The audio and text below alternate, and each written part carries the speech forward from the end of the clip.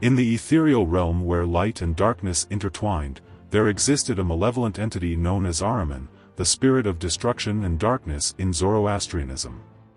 His very essence was a symphony of chaos and despair, a force that sought to extinguish the flickering flame of creation. Ahriman's origins were shrouded in the mists of time. Some whispered that he was the twin brother of Ahura Mazda, the benevolent creator god, born from the same primordial void. Others believed he was a primordial demon, an embodiment of the darkness that existed before the dawn of time. Whatever his genesis, Ahriman possessed immense power. He commanded an army of demons, known as the Devas, who carried out his wicked bidding. Together, they spread destruction and misery throughout the world, corrupting the hearts of mortals and plunging them into darkness. Ahriman's realm was a desolate wasteland, a twisted reflection of the vibrant world created by Ahura Mazda. The air was thick with the stench of decay, and the ground was barren and lifeless. In this realm, Ahriman reveled in his malevolence, plotting and scheming to undermine the works of his brother. One of Ahriman's most insidious weapons was doubt. He whispered lies and sowed seeds of discord among mortals, turning them against each other and against the gods. He tempted them with promises of power and wealth, leading them astray from the path of righteousness. As Ahriman's influence grew, the world became a battleground between light and darkness. Ahura Mazda and his followers fought valiantly against the forces of evil, but Ahriman's cunning and deceit proved formidable. He corrupted the minds of priests and kings, turning them into his puppets. In the midst of this cosmic struggle, a young man named Zarathustra emerged as a beacon of hope. Guided by divine inspiration, Zarathustra preached the teachings of Ahura Mazda, calling upon mortals to choose the path of righteousness and reject the darkness. Zarathustra's words resonated with the hearts of many, and a great following gathered around him. Together, they fought against Ahriman's influence, spreading the message of truth and compassion. Ahriman, enraged by Zarathustra's defiance, unleashed his full fury upon the world. He sent plagues and famines, earthquakes and storms. He tempted Zarathustra with visions of power and glory, but the young prophet remained steadfast in his faith. As the battle between light and darkness reached its climax, Ahura Mazda and Ahriman faced each other in a final confrontation. The fate of the world hung in the balance.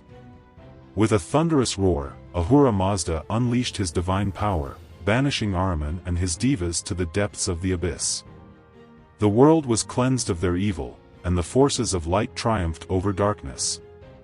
But Ahriman's spirit lingered, a constant threat to the harmony of creation. He continued to tempt mortals, whispering lies and sowing seeds of doubt. However, the teachings of Zarathustra had left an enduring legacy, and the forces of light remained vigilant against the darkness. And so, the eternal battle between Ahura Mazda and Ahriman continued, a cosmic dance of light and darkness that would shape the destiny of the world for all eternity. Ahriman's deception. In the ancient realm of Persia, where the forces of light and darkness clashed eternally, there lived a malevolent spirit known as Ahriman. With his cunning and deceit, Ahriman sought to corrupt the hearts of mortals and plunge the world into chaos. One fateful day, Ahriman disguised himself as a wise old man and approached a young shepherd named Darius. "My child," he whispered, "I have come to bestow upon you a great gift. Follow me, and I shall lead you to a hidden treasure." Darius, lured by the promise of wealth, followed Ahriman into a desolate wasteland. As they walked, Ahriman spun tales of riches and power, tempting Darius with visions of a life beyond his wildest dreams. Unbeknownst to Darius, Ahriman's words were laced with deception. The treasure he promised was a mere illusion, a mirage created by his dark magic. As they ventured deeper into the wasteland, the sun began to set, casting long shadows across the barren landscape. Suddenly, Ahriman's true nature revealed itself. His eyes glowed with an eerie red light, and his voice became a sinister hiss. "You fool," he exclaimed. "You have fallen into my trap. This treasure is a lie, and you shall pay dearly for your greed." With a flick of his wrist, Ahriman summoned a horde of demons from the depths of the underworld. They surrounded Darius, their claws bared and their eyes filled with malice. Fear coursed through Darius's veins as he realized the true extent of Ahriman's deception. In a desperate attempt to escape, Darius turned and ran. But the demons were relentless, their pursuit echoing through the desolate wasteland. As darkness enveloped the land, Darius stumbled and fell, his body weary and his spirit broken. Ahriman approached his fallen victim, a cruel smile playing on his lips. "You have failed, mortal," he hissed. "Your greed has led you to your doom. Now, you shall serve me in the depths of hell for all eternity." With a wave of his hand, Ahriman cast a spell upon Darius, transforming him into a grotesque creature of darkness. His once human form twisted and contorted, becoming a monstrous shadow of its former self. As the night wore on, Ahriman's laughter echoed through the wasteland, a chilling reminder of his triumph over the forces of good. Darius, now a prisoner of Ahriman's deception, was condemned to an eternity of torment and despair. And so, the tale of Ahriman's deception became a cautionary legend, a warning to all who dared to succumb to the allure of darkness. For in the realm of Persia, where the battle between light and darkness raged on, the cunning and deceit of Ahriman remained an ever-present threat. Another tale of Ahriman's deception. In a distant village nestled amidst rolling hills, Ahriman devised a more subtle plan to corrupt the hearts of mortals. He disguised himself as a charismatic stranger and introduced himself as a healer with miraculous powers. The villagers, desperate for relief from their ailments, welcomed Ahriman with open arms. He performed seemingly miraculous cures, healing the sick and restoring the weak.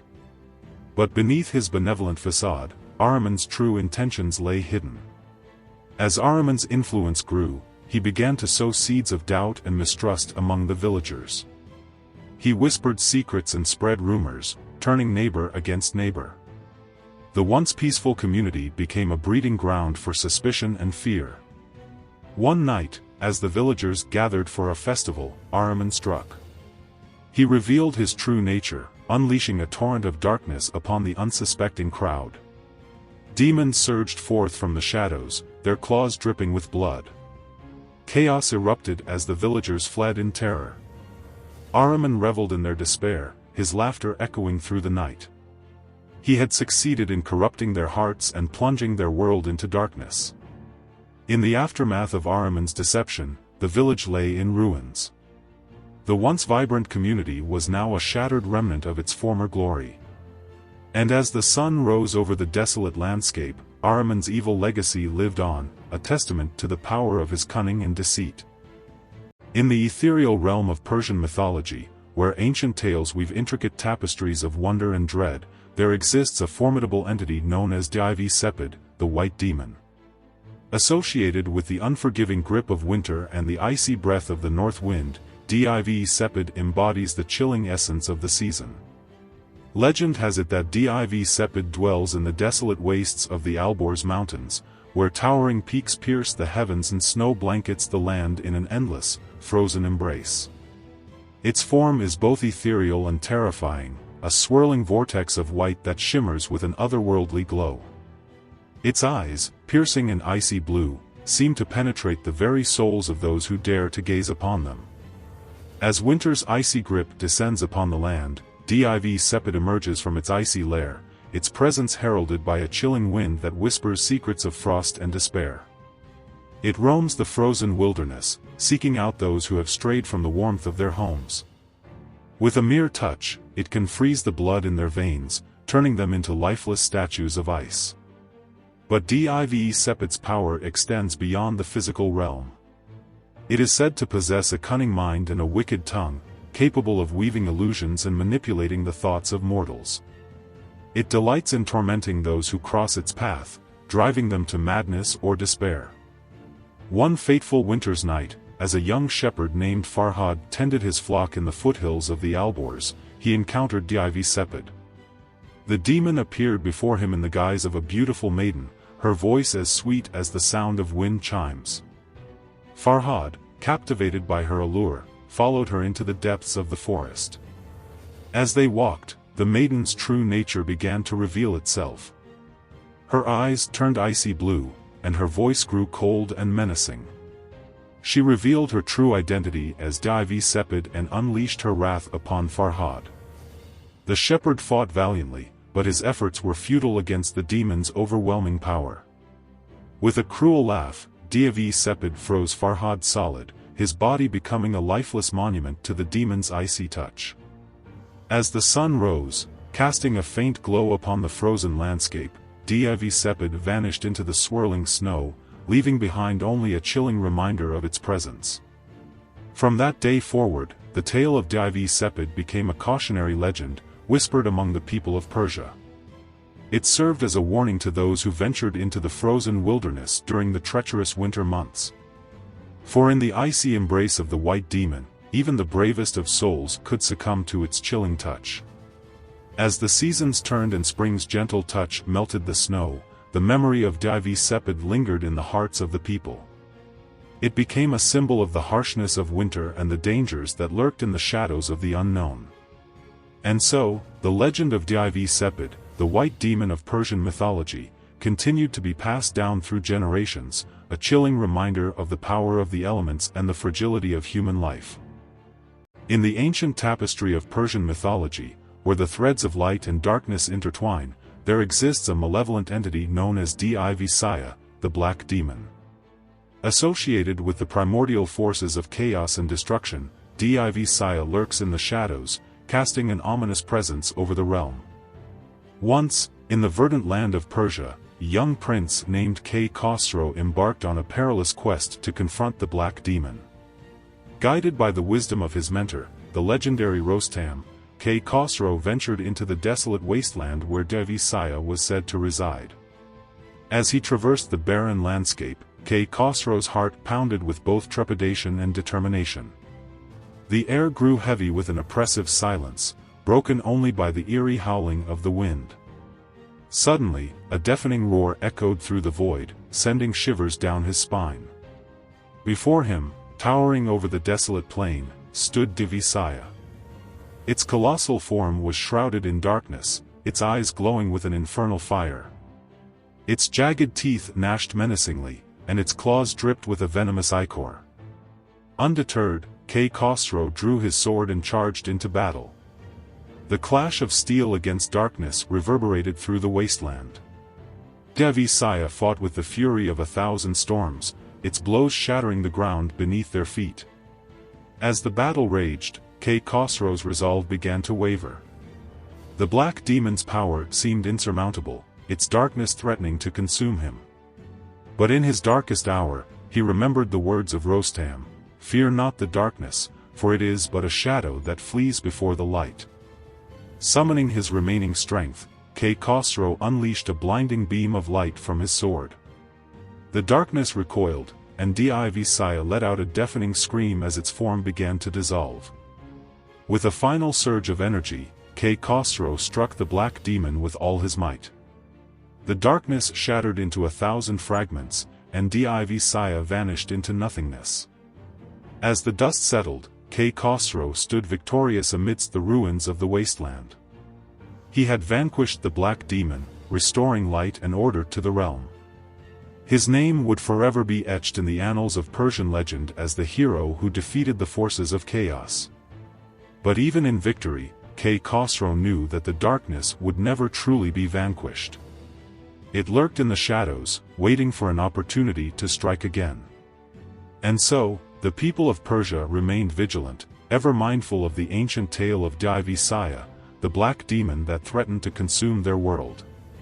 Centuries later, the legend of Div-e Siah continued to be passed down through generations. It became a cautionary tale, a reminder that even in the brightest of times, the darkness could never be fully extinguished. And as the sun set each day, casting long shadows across the land, the people of Persia would whisper the name Div-e Siah, a name that evoked both fear and a profound respect for the eternal battle between light and darkness. In the annals of ancient Persia, the tale of Faridun, the legendary king who divided his kingdom among his 3 sons, has been passed down through generations. It is a story of wisdom, justice, and the enduring bonds of family. Faridun, a descendant of the great hero Jamshid, ascended to the throne after vanquishing the evil tyrant Zahak. With his reign came a golden age of prosperity and peace. However, as the years passed, Faridun grew weary of the burdens of kingship. He longed to spend his remaining days in contemplation and solitude. One day, Faridun summoned his 3 sons, Sam, Tur, and Iraj, to his grand palace. He had ruled wisely and justly for many years, and now it was time to pass on his legacy. "My dear sons," Faridun began, his voice heavy with emotion, "I have called you here today to make a momentous decision.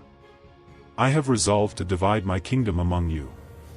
The sons were astonished. They had never imagined that their father would relinquish his throne. "But father," Sam protested, "you are still strong and wise. You should continue to rule for many years to come." "I appreciate your words, my son," Faridun replied, "but my time has come. It is now your turn to lead our people." Tur, the middle son, spoke up next. "Father, I am honored by your trust. I will strive to be a worthy successor." Iraj, the youngest and most beloved of Faridun's sons, remained silent. He was overwhelmed with both joy and trepidation. Faridun smiled at his sons. "I have faith in all of you. You have been raised with the values of honor, justice, and compassion. I know that you will rule wisely and justly." With that, Faridun divided his kingdom into 3 parts. To Sam, the eldest, he gave the western lands, known as Rum. To Tur, he gave the eastern lands, known as Turan. And to Iraj, he gave the central lands, known as Iran. Faridun then retired to a secluded mountain retreat, where he spent his days in meditation and prayer. He was content to watch over his sons from afar, knowing that he had left his kingdom in good hands. For a time, the 3 brothers ruled their respective lands in harmony. They consulted with each other on matters of state and supported each other in times of need. However, as the years passed, a seed of discord was sown between them. Tur, driven by ambition and envy, began to resent his brother's power. He whispered lies and spread rumors, seeking to turn them against each other. Sam, ever the cautious and pragmatic ruler, remained aloof from Tur's machinations. But Iraj, the kind and trusting soul, was easily swayed by his brother's words. One fateful day, Tur and his followers ambushed Iraj and his army. In the ensuing battle, Iraj was slain. Sam, hearing of his brother's death, was filled with grief and anger. He rallied his forces and marched against Tur, vowing to avenge Iraj's murder. The war between the brothers raged for many years, tearing the kingdom apart. Villages were burned, fields were laid waste, and countless lives were lost. Faridun, watching from his mountain retreat, was heartbroken by the sight of his sons' conflict. Finally, after years of bloodshed, Sam and Tur agreed to a truce. They divided Iraj's lands between them, and the kingdom was once again reunited. However, the wounds of the war ran deep, and the bonds between the brothers were forever broken. Faridun, now an old and weary man, returned to his palace. He had witnessed the rise and fall of his kingdom, the triumphs and tragedies of his sons. In his heart, he knew that the division of his kingdom had been a mistake. It had led to conflict, bloodshed, and the destruction of his family. As the sun set on Faridun's reign, he summoned his sons to his bedside. With his dying breath, he spoke to them one last time. "My dear sons," Faridun said, his voice weak but firm, "I have learned a bitter lesson in my old age. The division of a kingdom is a dangerous thing. It can lead to strife, envy, and war. Remember my words, my sons. Never let the bonds of family be broken." With those words, Faridun closed his eyes and breathed his last. His sons, Sam and Tur, stood by his bedside, their hearts heavy with remorse. They had learned their lesson too late. And so, the tale of Faridun, the mythological king who divided his kingdom among his 3 sons, became a cautionary tale for generations to come. It is a story about the importance of unity, the dangers of ambition, and the enduring power of family. In the ethereal realm of Zoroastrianism, where the celestial tapestry is woven with ancient beliefs and divine beings, there exists a celestial order known as the Farvardin. These enigmatic angels, guardians of the departed, watch over the souls of the deceased, guiding them through the intricate labyrinth of the afterlife. Farvardin, meaning protectors, are believed to be the spirits of the righteous who have passed from the mortal realm. They are said to reside in the celestial sphere of Hemistigan, a realm of eternal light and tranquility. From their celestial abode, they descend to the earthly plane during the Farvardinigan festival, a time when the living honor the memory of their departed loved ones. Each Farvardin is assigned to a specific soul, becoming its celestial companion and protector. They are believed to possess a profound understanding of the deceased's life and deeds, guiding them through the challenges and opportunities of the afterlife. The Farvardin are said to be benevolent and compassionate, offering solace and support to the souls they watch over. According to Zoroastrian beliefs, the soul undergoes a series of transformations after death. The first 3 nights after passing are known as the 3 nights of the bridge, during which the soul crosses the Chinvat Bridge, a symbolic bridge that separates the world of the living from the afterlife. The Farvardin are said to assist the soul in this perilous journey, ensuring its safe passage to the other side.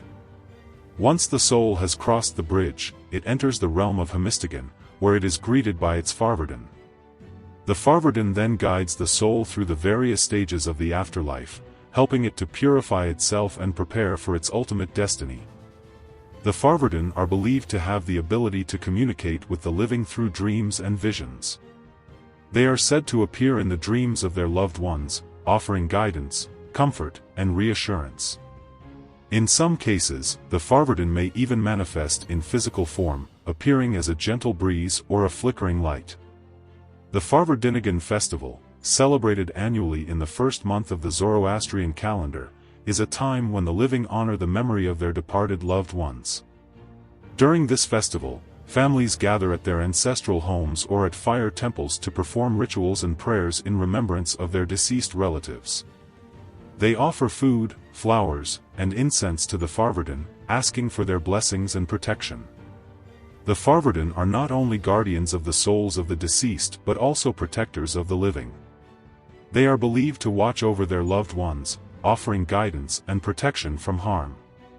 They are said to intervene in times of need, providing assistance and support to those who call upon them. In the Zoroastrian tradition, the Farvardin are revered as celestial beings who embody the love, compassion, and wisdom of the divine. They are a testament to the belief that even in death, the bonds of love and connection endure, transcending the boundaries of the mortal realm. As the sun sets on the Farvardinigan festival, the Farvardin return to their celestial abode, carrying with them the prayers and offerings of the living.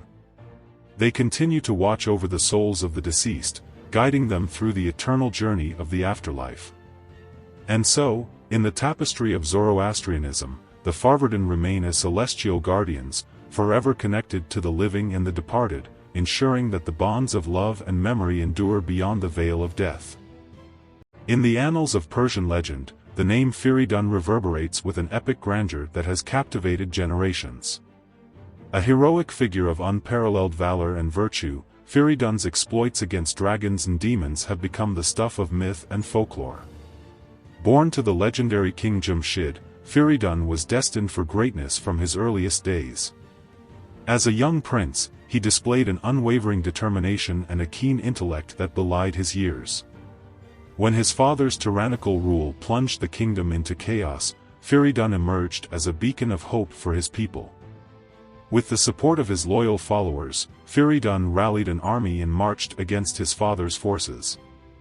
In a fierce battle that shook the very foundations of the realm, Fereydun's courage and strategic brilliance prevailed. Jamshid was overthrown, and Fereydun ascended to the throne, vowing to restore order and justice to the land.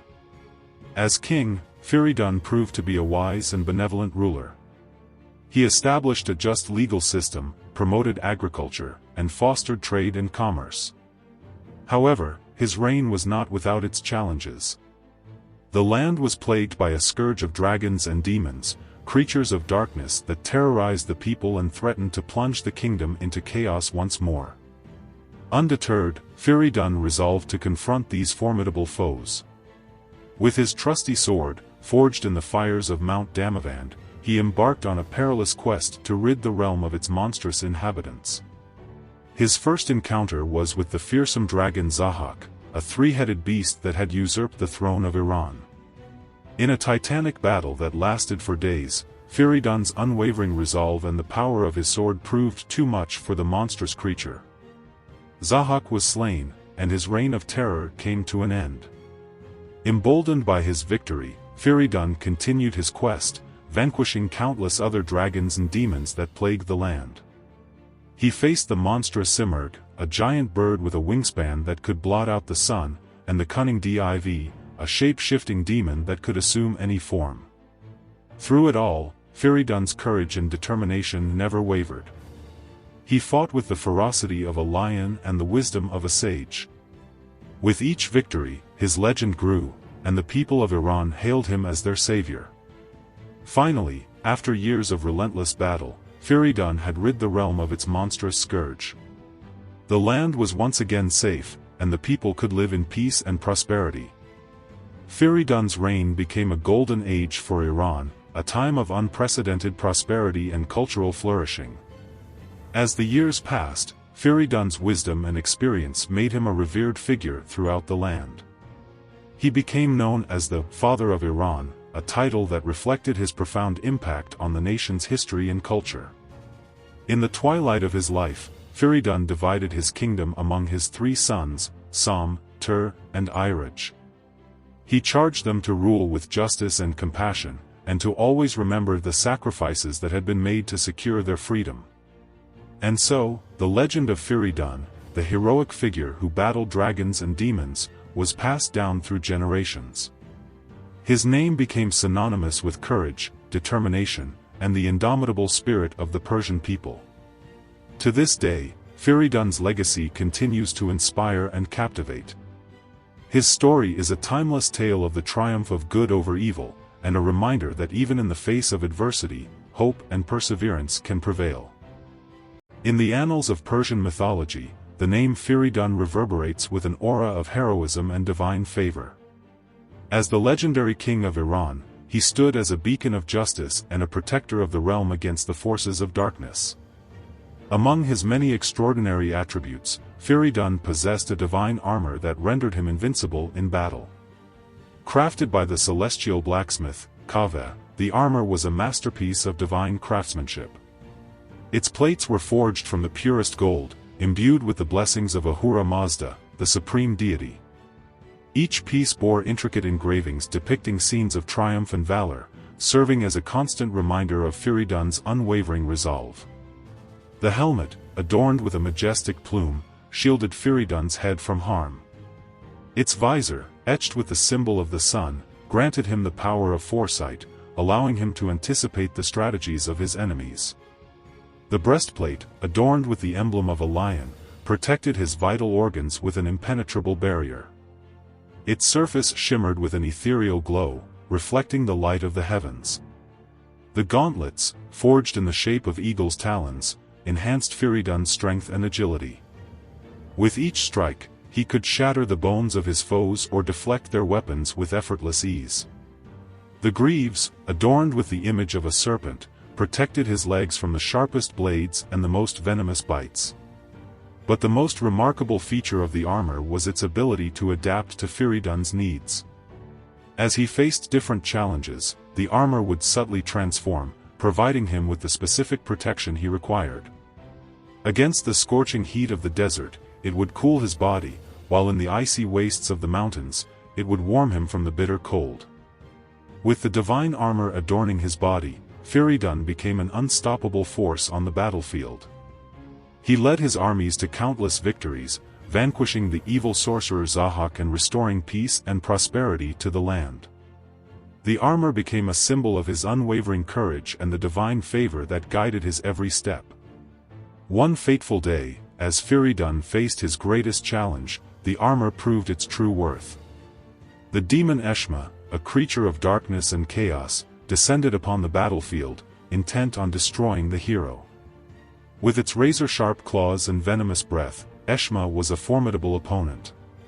But Fereydun, clad in his divine armor, stood his ground. The armor absorbed the demon's attacks, deflecting its claws and neutralizing its venom. Fereydun fought with unwavering determination, his sword gleaming in the sunlight. As the battle raged, the armor's true power was revealed. It began to glow with an intense light, blinding Eshma and weakening its resolve. With each blow, Fereydun's strength seemed to increase, while Eshma's power waned. Finally, with a mighty swing of his sword, Fereydun struck the demon a fatal blow. Eshma let out a deafening roar as it was banished back to the abyss from whence it came. The battlefield fell silent, and Fereydun stood victorious, his armor still gleaming with the light of triumph. From that day forward, the divine armor of Fereydun became a legend, passed down through generations of storytellers.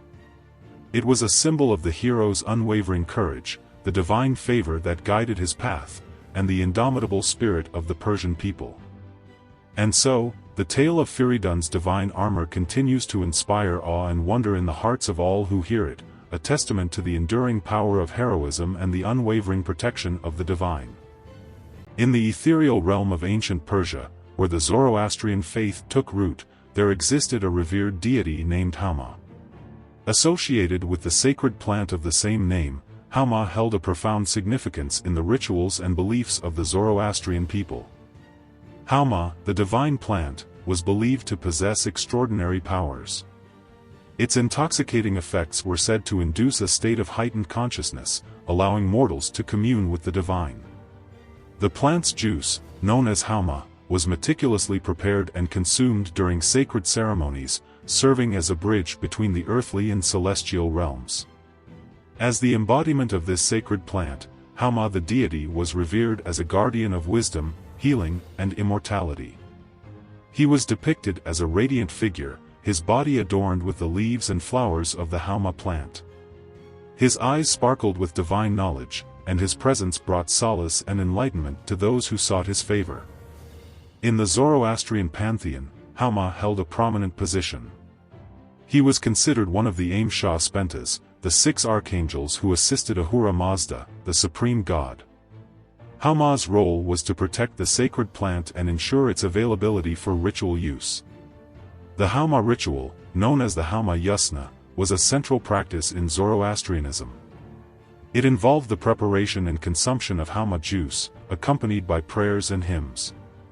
The ritual was believed to purify the participants, strengthen their connection to the divine, and grant them spiritual insight.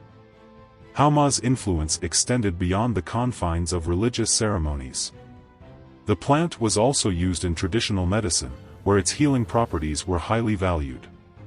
It was believed to cure a wide range of ailments, from physical injuries to mental disorders. As the Zoroastrian faith spread throughout the ancient world, Haoma's significance grew. The plant and its associated deity became known to other cultures, including the Greeks and Romans. In Greek mythology, Haoma was identified with the god Dionysus, who was also associated with wine and intoxication. Over time, the Haoma ritual evolved and adapted to changing circumstances. While the consumption of Haoma juice remained an important part of the ceremony, it was eventually replaced by other substances, such as pomegranate juice or wine. However, the underlying symbolism and spiritual significance of the ritual remained intact. To this day, Haoma continues to be revered in Zoroastrian communities around the world. The sacred plant and its divine embodiment serve as a reminder of the ancient wisdom and spiritual practices that have shaped the Zoroastrian faith for centuries. In the tapestry of ancient Persian mythology, Haoma stands as a symbol of divine connection, healing, and the pursuit of enlightenment. Through the sacred plant and the rituals associated with it, Haoma has left an enduring legacy that continues to inspire and guide those who seek a deeper understanding of the divine. In the ethereal realm where legends danced and dreams took flight, there soared a magnificent bird named Huma, a creature of unparalleled beauty and auspicious fortune. Its plumage shimmered with iridescent hues, reflecting the colors of 1,000 sunsets, and its eyes held the wisdom of ancient times. Huma's presence was a harbinger of joy and prosperity. Its mere sight brought solace to weary hearts and ignited hope in the darkest of souls. It was said that those who beheld its radiant form would be blessed with good luck and abundance for the rest of their days. One fateful day, as the sun cast its golden rays upon the land, Huma descended from the heavens and perched upon the windowsill of a humble cottage. Inside, a young woman named Anya sat by the hearth, her heart heavy with sorrow. Her husband had been lost at sea, and she feared she would never see him again. As Anya gazed out the window, her eyes met Huma's. In that instant, a surge of warmth and hope coursed through her body. She knew that the legendary bird had come to her for a reason. Huma remained perched on the windowsill for several hours, its presence a beacon of comfort and reassurance. As the sun began to set, it spread its magnificent wings and took flight, soaring high into the sky. Anya watched in awe as Huma disappeared into the horizon. She knew that the bird's visit had been a sign of hope, a promise that her husband would return to her. Days turned into weeks, and weeks turned into months. Anya clung to the memory of Huma's visit, believing that it was a sign that her husband was still alive. She refused to give up hope, no matter how long it took. One stormy night, as the wind howled and the rain lashed against the cottage, Anya heard a knock at the door. Her heart skipped a beat as she opened it, and there, standing before her, was her husband. He had been shipwrecked and had spent months adrift at sea. By some miracle, he had managed to find his way back home. Anya embraced him tightly, tears of joy streaming down her face. She knew that Huma had played a role in her husband's return. The legendary bird had brought her hope and strength when she needed it most. From that day forward, Anya never forgot the day Huma visited her cottage. She told the story to her children and grandchildren, reminding them that even in the darkest of times, there is always hope. As the years passed, Huma's legend grew. It became a symbol of fortune, joy, and the enduring power of hope. People from all walks of life sought to catch a glimpse of the legendary bird, believing that its presence would bring them good luck and prosperity. But Huma was a rare and elusive creature. It only appeared to those who were truly deserving, those who had shown kindness, compassion, and unwavering faith. And so, the legend of Huma continued to be passed down through generations, a timeless tale of hope, fortune, and the enduring power of the human spirit. In the annals of ancient Persia, the name Jamshid reverberates with an aura of wisdom and power. A legendary king, he ruled over a golden age, a time of unparalleled prosperity and enlightenment. Jamshid was born to the celestial goddess Ma and the mortal king Tamuraz. From his birth, he was destined for greatness. As a young prince, he displayed an extraordinary intellect and a thirst for knowledge. He studied the stars, the elements, and the secrets of the universe. Upon his father's death, Jamshid ascended to the throne. His reign marked a transformative era for Persia. He established a just and equitable society, where all citizens were treated with respect and dignity. He promoted agriculture, trade, and the arts, fostering a flourishing civilization. Jamshid's wisdom extended beyond the realm of governance. He was a renowned philosopher and scientist. He invented the calendar, dividing the year into 12 months and introducing the concept of timekeeping. He also discovered the art of metallurgy, forging tools and weapons that revolutionized society. But Jamshid's greatest achievement was the creation of the Navroz, the Persian New Year. He believed that the arrival of spring symbolized the renewal of life and the triumph of light over darkness. He established a grand festival to celebrate this occasion, a tradition that has endured for centuries. As Jamshid's reign progressed, his power and influence grew.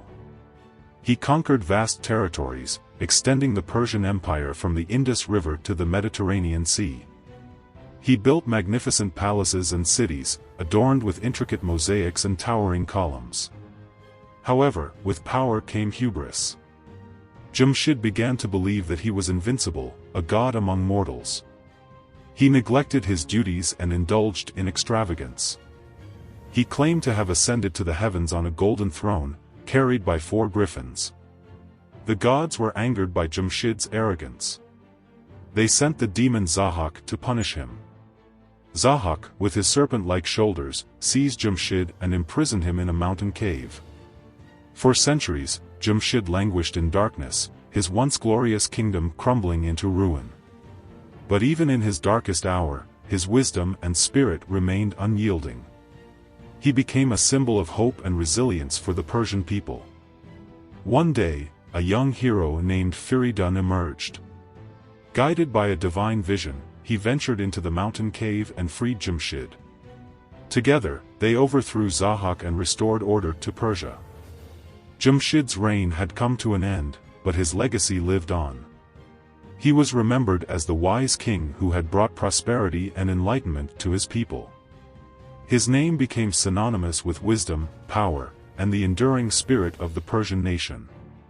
And so, the legend of Jamshid, the mythological king of Persia, continues to be passed down through generations, inspiring awe and wonder in the hearts of all who hear it. In the annals of ancient Persia, the name Jamshid reverberated with an unparalleled aura of power and wisdom. As the 4th king of the Pishdadian dynasty, his reign marked a golden age, a time when the kingdom flourished under his benevolent rule. Among the many symbols of his greatness, the golden throne stood as a testament to his unparalleled authority and profound knowledge. Crafted from the purest gold, the throne was a masterpiece of artistry and engineering.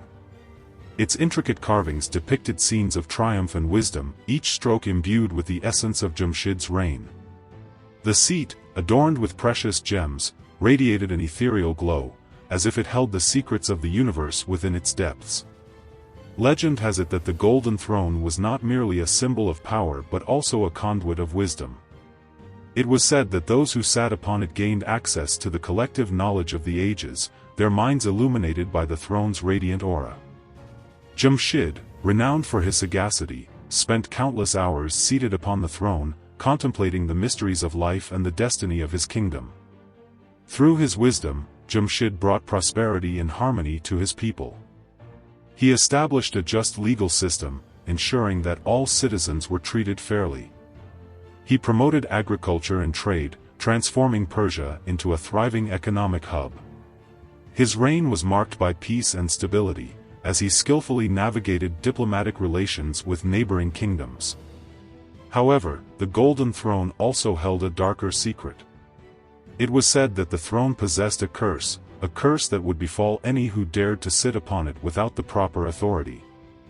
One fateful day, a usurper named Zahak, driven by ambition, seized the throne for himself. As he sat upon the cursed seat, 2 serpents emerged from his shoulders, symbolizing the darkness that would consume him. Zahak's reign was a time of tyranny and oppression. The serpents, insatiable in their hunger, demanded human flesh, and Zahak, consumed by their evil influence, sacrificed his own people to appease them. The once glorious kingdom fell into ruin, its prosperity replaced by fear and despair. As the years passed, the Golden Throne became a symbol of both power and corruption. It was said that the curse would only be lifted when a rightful heir to Jamshid's lineage reclaimed the throne. And so, the legend of the Golden Throne was passed down through generations, a tale of wisdom, power, and the eternal struggle between good and evil. Centuries later, a young prince named Faridun emerged, claiming to be the rightful heir to Jamshid's throne. With the support of the people, he rallied an army and marched against Zahak. In a fierce battle, Faridun confronted the usurper, wielding a magical mace that had been passed down through his ancestors.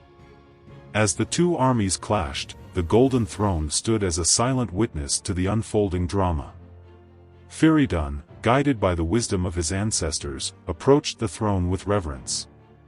As he sat upon the cursed seat, the serpents that had tormented Zahak vanished, their evil influence dispelled. With the curse lifted, the Golden Throne once again became a symbol of hope and renewal. Fereydun, a wise and just ruler, restored prosperity and harmony to Persia. He established a new dynasty, the Kayanian dynasty, which would rule for centuries to come. And so, the legend of Jamshid's golden throne lived on, a timeless tale of power, wisdom, and the eternal struggle between good and evil. It served as a reminder that true authority is not merely a matter of force but of wisdom and compassion, and that even the darkest of curses can be overcome by the light of hope and the unwavering spirit of humanity. In the ethereal realm where celestial beings dwelled, there existed a deity of unparalleled radiance and benevolence, Ahura Mazda, the supreme lord of Zoroastrianism. As the embodiment of light and goodness, Ahura Mazda's presence illuminated the cosmos, dispelling darkness and fostering harmony. From his celestial abode, Ahura Mazda surveyed the world with a compassionate gaze. He witnessed the struggles and triumphs of mortals, their aspirations and their fears. With infinite wisdom and love, he guided them towards the path of righteousness, offering solace in times of adversity and inspiration in moments of doubt. Ahura Mazda's essence was manifested in the natural world. The sun, with its golden rays, symbolized his radiant presence. The wind, whispering through the trees, carried his messages of hope and renewal. The rivers, flowing with life-giving water, represented his boundless generosity. In the hearts of the faithful, Ahura Mazda found his most ardent devotees. They recognized him as the source of all that was good and true. They worshipped him with prayers and offerings, seeking his guidance and protection. In return, Ahura Mazda bestowed upon them blessings of health, prosperity, and spiritual enlightenment. However, the cosmic balance was not without its challenges. Angra Mainyu, the embodiment of darkness and evil, sought to corrupt the world and lead mortals astray. Ahura Mazda and Angra Mainyu engaged in an eternal struggle, a battle between light and darkness, good and evil. In this cosmic conflict, Ahura Mazda called upon his loyal followers to join him in the fight against evil. He granted them the power of free will, allowing them to choose between the path of righteousness and the path of darkness. Through their actions, mortals could contribute to the triumph of light over darkness. As the battle raged, Ahura Mazda remained a beacon of hope for the faithful. He promised them that in the end, good would prevail over evil. The forces of darkness would be vanquished, and the world would be transformed into a realm of eternal light and harmony.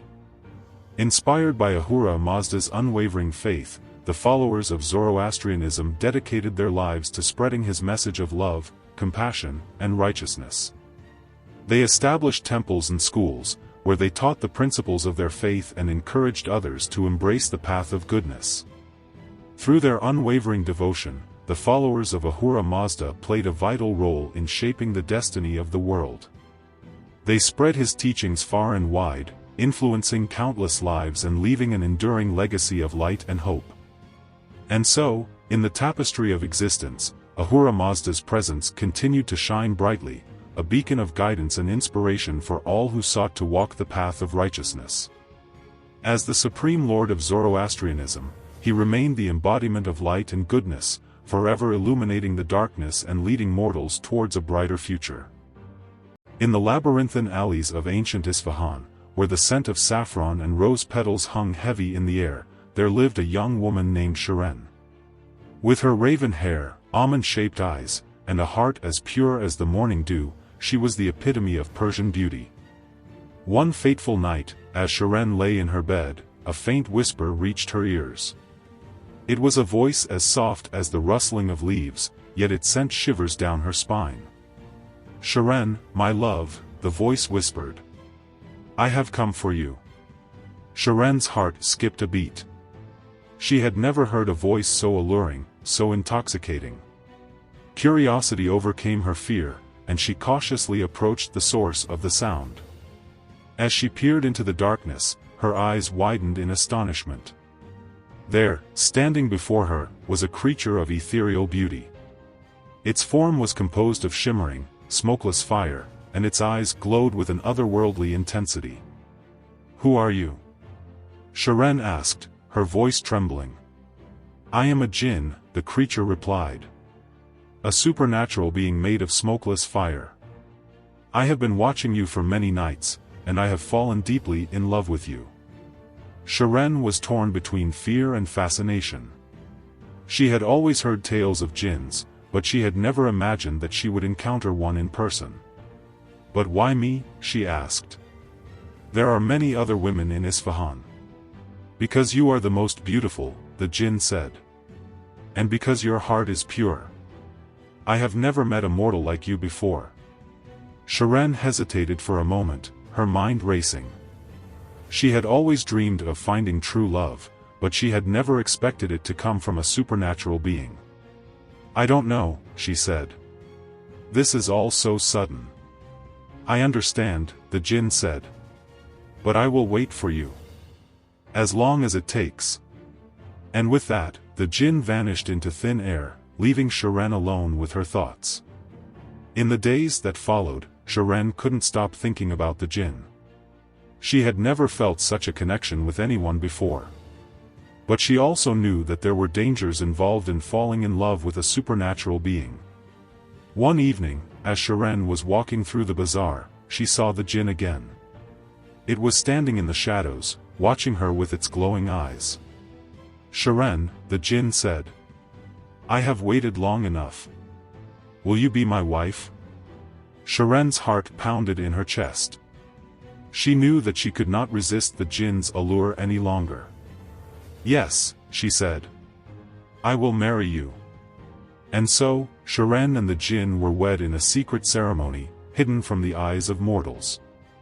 They lived together in a beautiful palace made of shimmering fire, and their love for each other grew stronger with each passing day.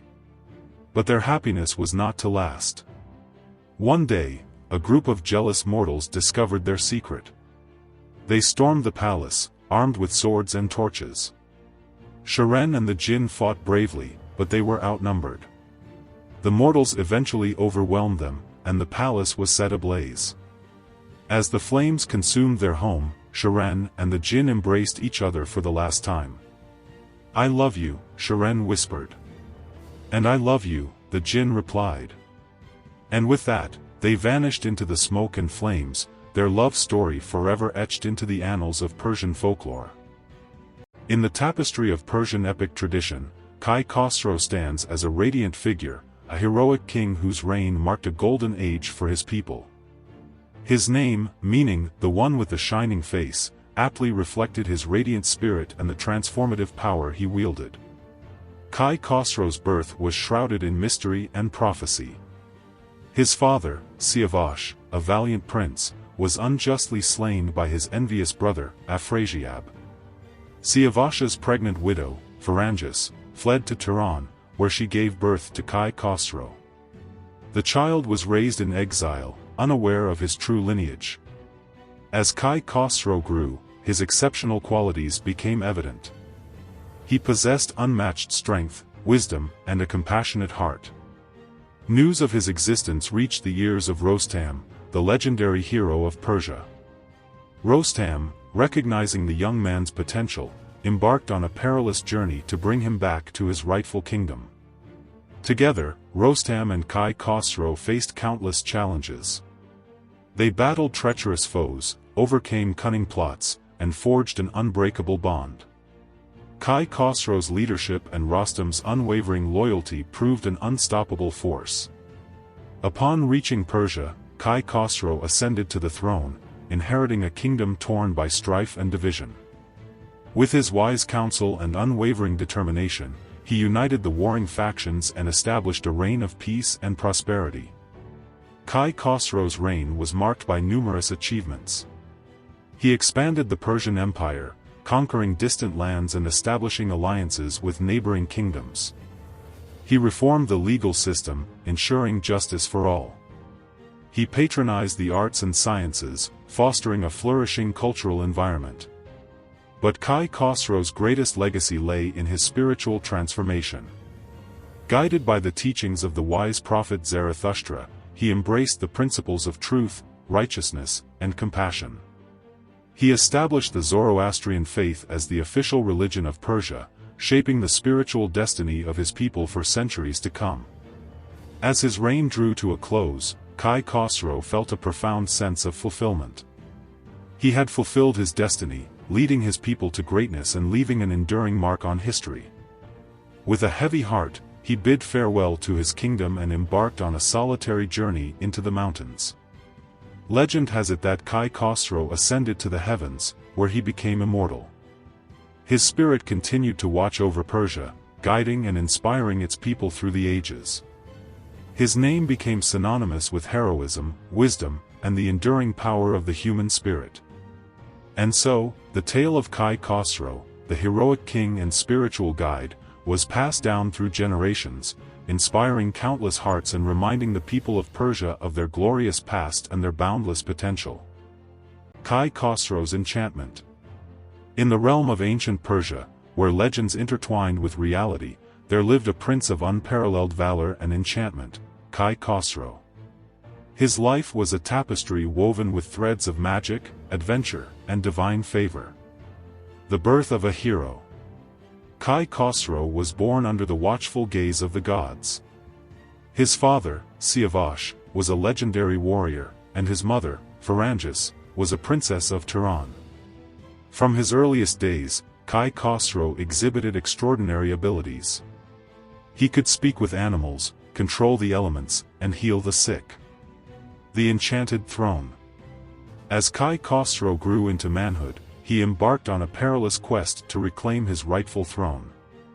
Along the way, he encountered a wise old sage who gifted him with an enchanted throne. This throne possessed the power to grant wishes and protect its occupant from harm. With the throne as his ally, Kai Khosrow rallied an army and marched against his usurping uncle, Afrasiab. In a fierce battle, Kai Khosrow's enchanted throne shielded him from Afrasiab's attacks, while his own arrows flew with unerring accuracy. The Simurgha's protection. During his reign, Kai Khosrow faced many challenges. One such challenge was the wrath of the Simurgh, a mythical bird of immense power. The Simurgh had been angered by Kai Khosrow's hunting of its young. To appease the Simurgh, Kai Khosrow embarked on a perilous journey to its nest. With the help of his enchanted throne, he ascended to the summit of Mount Alborz, where the Simurgh resided. Through his wisdom and humility, Kai Khosrow won the Simurgh's favor and was granted its protection. The Enchanted Garden. In the twilight of his reign, Kai Khosrow retreated to an enchanted garden. This garden was a realm of eternal youth and beauty, where time stood still. Here, Kai Khosrow spent his days in contemplation and communion with the divine. The final journey. As the end of his life approached, Kai Khosrow prepared for his final journey. He summoned his loyal companions and bestowed upon them his enchanted throne. With a heavy heart, he bid farewell to the mortal realm and ascended to the heavens. Legacy of enchantment. Kai Khosrow's life became a legend, passed down through generations. His enchanted throne, the Simurgh's protection, and the enchanted garden became symbols of his extraordinary powers and the favor of the gods. And so, the story of Kai Khosrow, the enchanted prince of Persia, continued to inspire and enchant the hearts of those who heard it, reminding them that even in the darkest of times, magic and wonder could prevail. In the realm of Pars, where the sun blazed relentlessly and the mountains stood as silent sentinels, there lived a blacksmith named Kaveh. His anvil rang with the rhythm of his hammer, shaping iron into tools and weapons that served the people. But beneath his humble exterior lay a heart filled with a burning passion for justice. The land had fallen under the oppressive rule of Zahak, a tyrant whose reign was marked by cruelty and deceit. Zahak's insatiable hunger for power had led him to enslave the people, forcing them to toil in his mines and fields. The once prosperous kingdom now lay in ruins, its people reduced to mere shadows of their former selves. As the blacksmith's hammer struck the anvil, so too did the weight of tyranny weigh heavily upon Kaveh's soul. He witnessed firsthand the suffering of his people, their spirits broken under the yoke of oppression.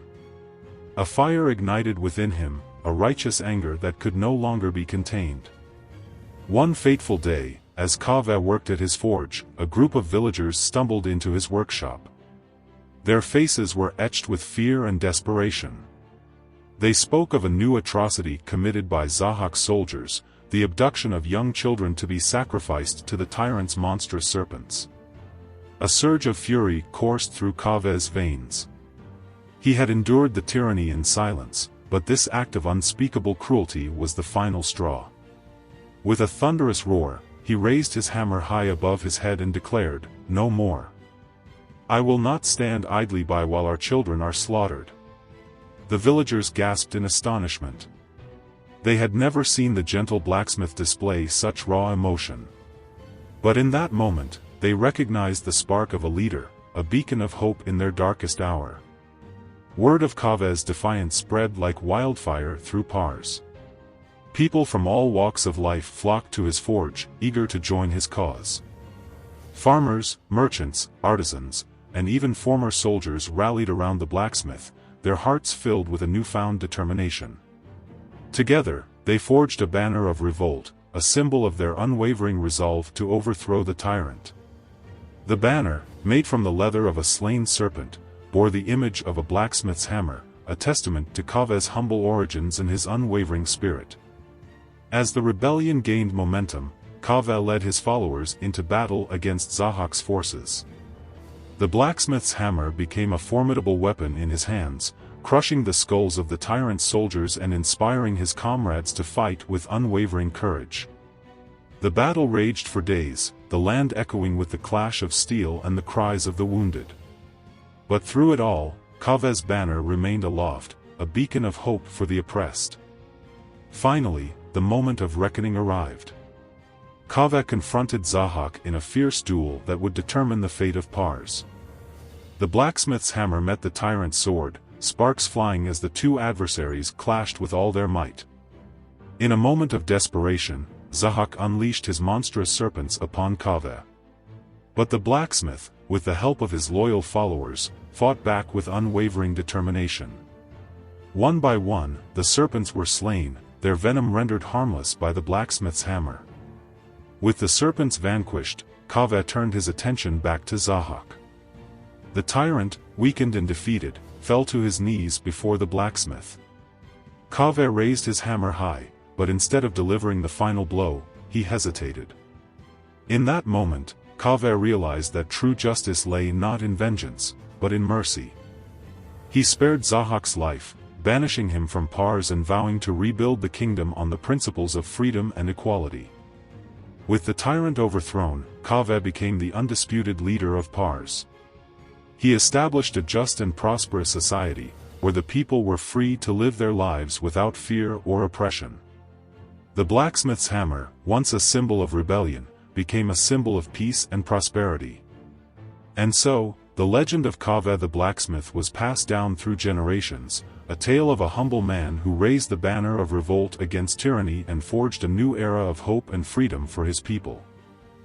In the annals of Persian mythology, the name Kay Khosrow reverberates with tales of grandeur, ambition, and a fateful journey that would forever alter the course of history.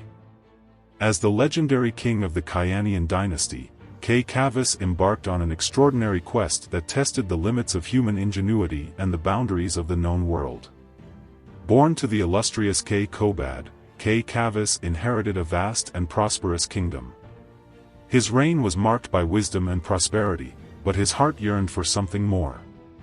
Legends whispered of a distant land, a realm of wonders and untold riches, known as Mazandaran. Intrigued by the allure of the unknown, Kay Khosrow resolved to undertake an expedition to this enigmatic land. Gathering his most trusted advisors and a formidable army, Kay Khosrow set forth on his perilous journey.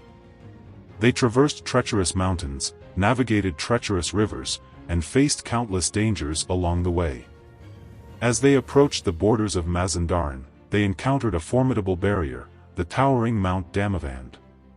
Undeterred, Kay Khosrow ordered his men to construct a colossal ladder, reaching high into the heavens. With great effort and determination, they scaled the mountain's sheer cliffs, finally reaching the summit. From its peak, they beheld a breathtaking vista, a verdant land teeming with lush forests, sparkling rivers, and magnificent cities. As they descended into Mazandaran, Kay Khosrow and his army were greeted with awe and wonder by the local inhabitants. The king of Mazandaran, Div-e Sepid, welcomed them with open arms, eager to share the secrets of his realm. Kay Khosrow marveled at the advanced civilization of Mazandaran, its skilled artisans, and its vast libraries filled with ancient knowledge. However, Kay Khoslow's curiosity soon turned to arrogance. He demanded that Div-e Sepid submit to his rule, believing that the riches of Mazandaran rightfully belonged to him. Enraged by Kay Khoslow's hubris, Div-e Sepid summoned his army and prepared for war. The ensuing battle was fierce and bloody. Kay Khoslow's forces, despite their superior numbers, were no match for the magical powers of Div-e Sepid.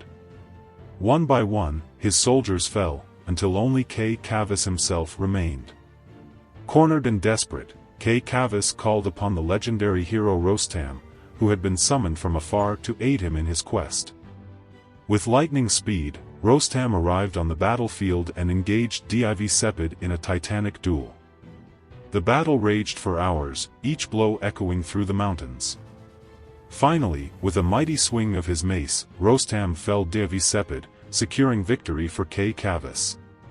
Humbled by his defeat, Kay Khosrow realized the folly of his pride.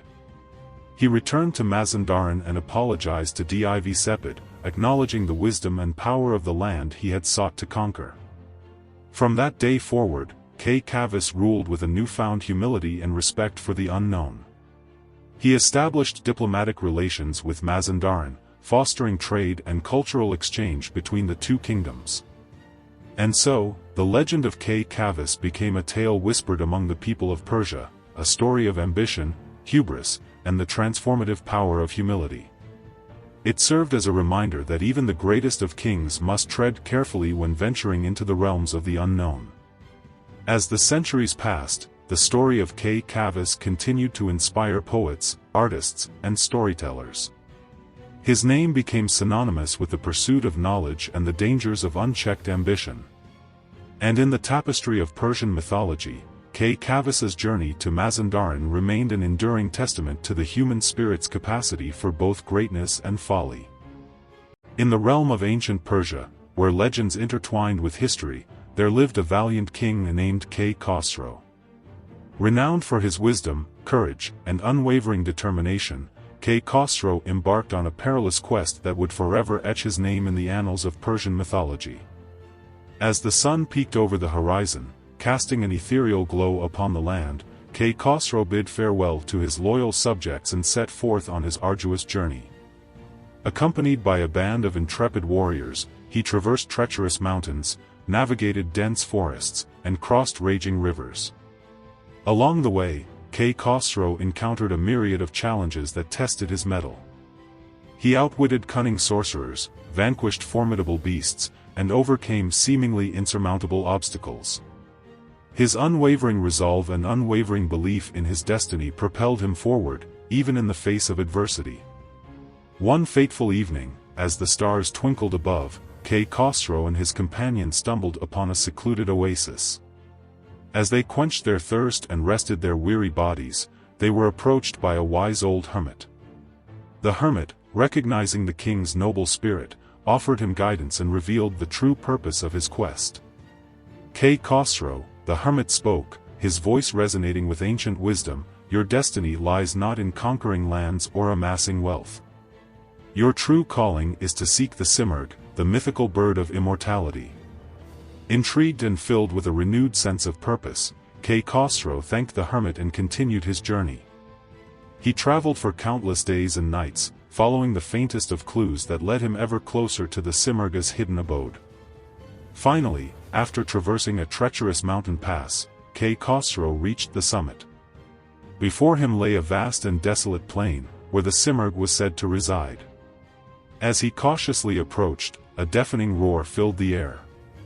From the depths of the plain emerged the Simurgh, its plumage shimmering with iridescent hues. Its eyes, ancient and wise, seemed to pierce through Kay Khosrow's very soul.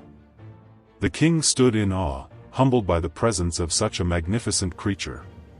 Kay Khosrow, the Simurgh spoke, its voice like the whisper of the wind, you have proven yourself worthy of my wisdom. Ask, and it shall be granted." With a trembling voice, Kay Khosrow uttered his request. "Oh, wise Simurgh, grant me the secret of immortality." The Simurgh chuckled softly. "Immortality, my king, is not a gift that can be bestowed. It is a journey, a path that must be walked with courage and compassion." "But how?" Kay Khosrow asked, his heart filled with both hope and trepidation. "By embracing the present moment," the Simurgh replied. "By living each day with purpose and meaning. By serving others and leaving a legacy that will endure long after your physical form has passed." Kay Khosrow pondered the Simurgh's words deeply. He realized that true immortality lay not in eternal life, but in the impact he made on the world. With a newfound understanding, he thanked the Simurgh and bid it farewell. As Kay Khosrow descended the mountain, he felt a profound sense of peace and fulfillment. He had not achieved physical immortality, but he had gained something far more precious, the wisdom to live a life of purpose and meaning. Upon his return to his kingdom, Kay Khosrow ruled with justice and compassion. He led his people to prosperity and enlightenment, leaving an enduring legacy that would be remembered for generations to come. And so, the tale of Kay Khosrow's quest became a timeless legend, inspiring countless others to embark on their own journeys of self-discovery and service to humanity. In the twilight of the 3rd century, amidst the tapestry of ancient civilizations, a visionary named Mani emerged from the enigmatic lands of Persia. Born to a noble family in the year 216 CE, Mani's life would forever alter the course of religious history, leaving an enduring legacy that transcended time and boundaries. From a tender age, Mani exhibited an extraordinary intellect and a profound spiritual yearning. He delved into the sacred texts of Zoroastrianism, the dominant religion of his time, but found their teachings incomplete and unsatisfying. Driven by an insatiable thirst for truth, he embarked on a solitary journey, seeking enlightenment beyond the confines of his homeland. During his travels, Mani encountered a diverse array of religious traditions, including Christianity, Buddhism, and Gnosticism. He absorbed their teachings like a sponge, synthesizing their core principles into a unique and comprehensive worldview. In the year 242 CE, at the age of 24, Mani experienced a profound revelation that would forever shape his destiny. According to his followers, Mani ascended to the celestial realm, where he encountered the Twin of Light, a divine being who revealed to him the true nature of the universe. Armed with this newfound knowledge, Mani returned to Persia, proclaiming himself as the Apostle of Light and the founder of a new religion, Manichaeism. Manichaeism was a complex and multifaceted belief system that blended elements from various religious traditions. At its core lay the concept of a cosmic struggle between the forces of light and darkness. Mani taught that the material world was created by an evil deity, the Prince of Darkness, who sought to ensnare souls in the realm of matter. In contrast, the realm of light was inhabited by the Father of Greatness, a benevolent and compassionate deity who desired to liberate souls from the clutches of darkness. Mani believed that human beings were composed of both light and dark elements, and that their ultimate goal was to purify themselves and return to the realm of light. To achieve this purification, Manichaeans followed a strict ascetic lifestyle. They abstained from meat, alcohol, and sexual activity, believing that these indulgences polluted the soul. They also practiced daily prayers, meditation, and fasting, seeking to align themselves with the forces of light. Mani's teachings resonated with people from all walks of life, from peasants to kings. His message of hope and salvation offered solace to those who felt lost and disillusioned in a world torn by conflict and suffering. Within a few decades, Manichaeism spread like wildfire throughout the Persian Empire and beyond, reaching as far as North Africa and China. However, Mani's success also attracted the attention of his detractors. The Zoroastrian priesthood, threatened by his growing influence, accused him of heresy and blasphemy. In 276 CE, Mani was arrested and imprisoned by the Sassanid king Bahram V. After a year of confinement, he was executed by crucifixion. Despite his untimely demise, Mani's legacy lived on. His followers continued to spread his teachings, establishing Manichaean communities throughout the world. Manichaeism flourished for centuries, becoming one of the major religions of the ancient world. In the West, Manichaeism was eventually suppressed by the rise of Christianity. However, in the East, it continued to thrive, particularly in Central Asia and China. It was not until the 13th century that Manichaeism finally disappeared from the historical record. Today, Mani's teachings continue to fascinate scholars and religious seekers alike. His unique blend of Persian, Christian, and Gnostic elements has left an enduring mark on the tapestry of human spirituality. Manichaeism stands as a testament to the power of one man's vision to inspire and transform the world. In the annals of religious history, Mani remains an enigmatic figure, a prophet who dared to challenge the established order and offer a new path to salvation. His legacy is a reminder that even in the darkest of times, the human spirit can soar towards the light.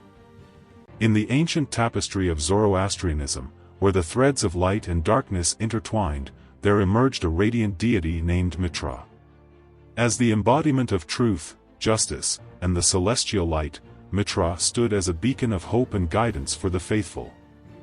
Born from the cosmic union of Ahura Mazda, the supreme god, and Anahita, the goddess of waters, Mitra possessed an ethereal beauty that captivated all who beheld him.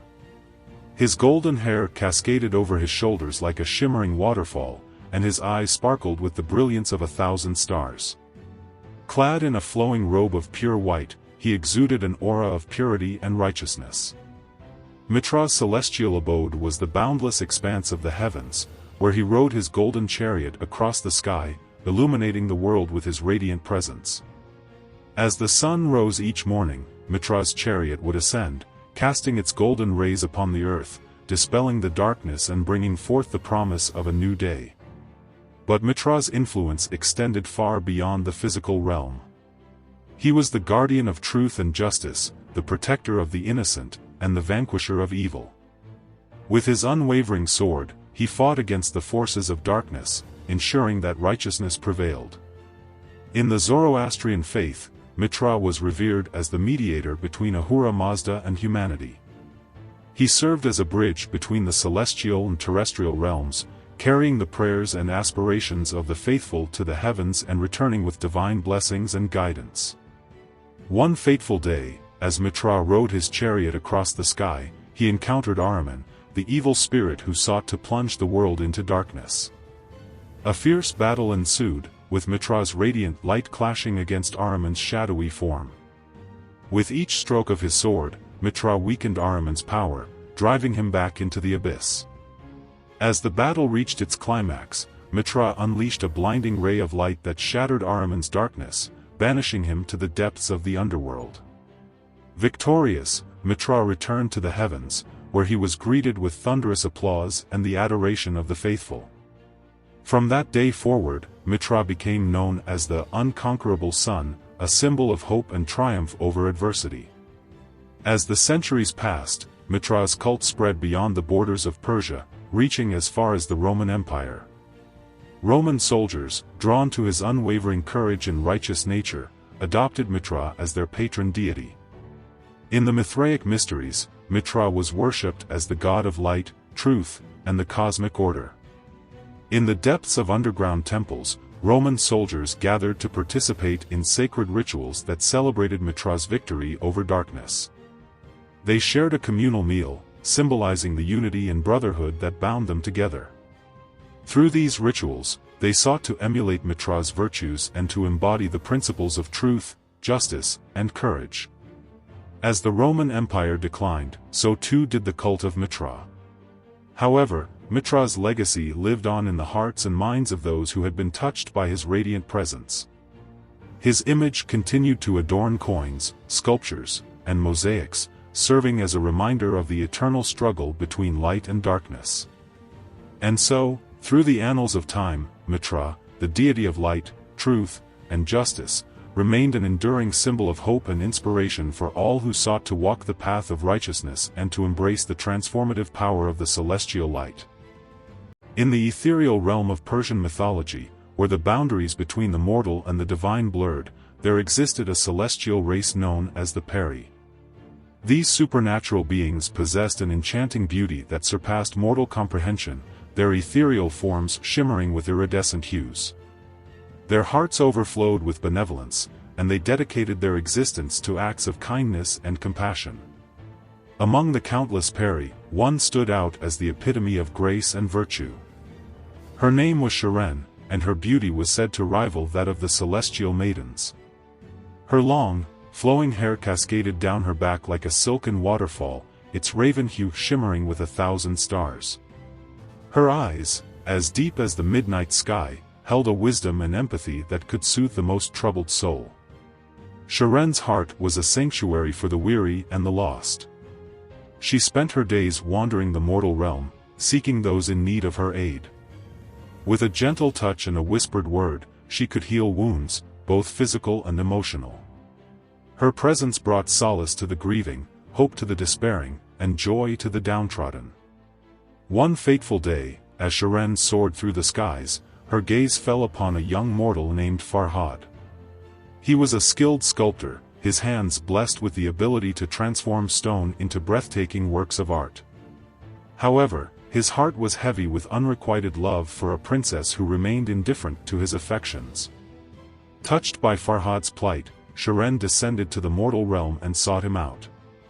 She found him in his workshop, his chisel poised over a block of marble. With a gentle voice, she inquired about his sorrow, and Farhad poured out his heart to her. Shahnameh listened with compassion, her heart aching for the young sculptor. She knew that she could not interfere directly in mortal affairs, but she vowed to help Farhad find solace in his pain. She whispered words of encouragement into his ear, reminding him of his talent and the beauty that he could create.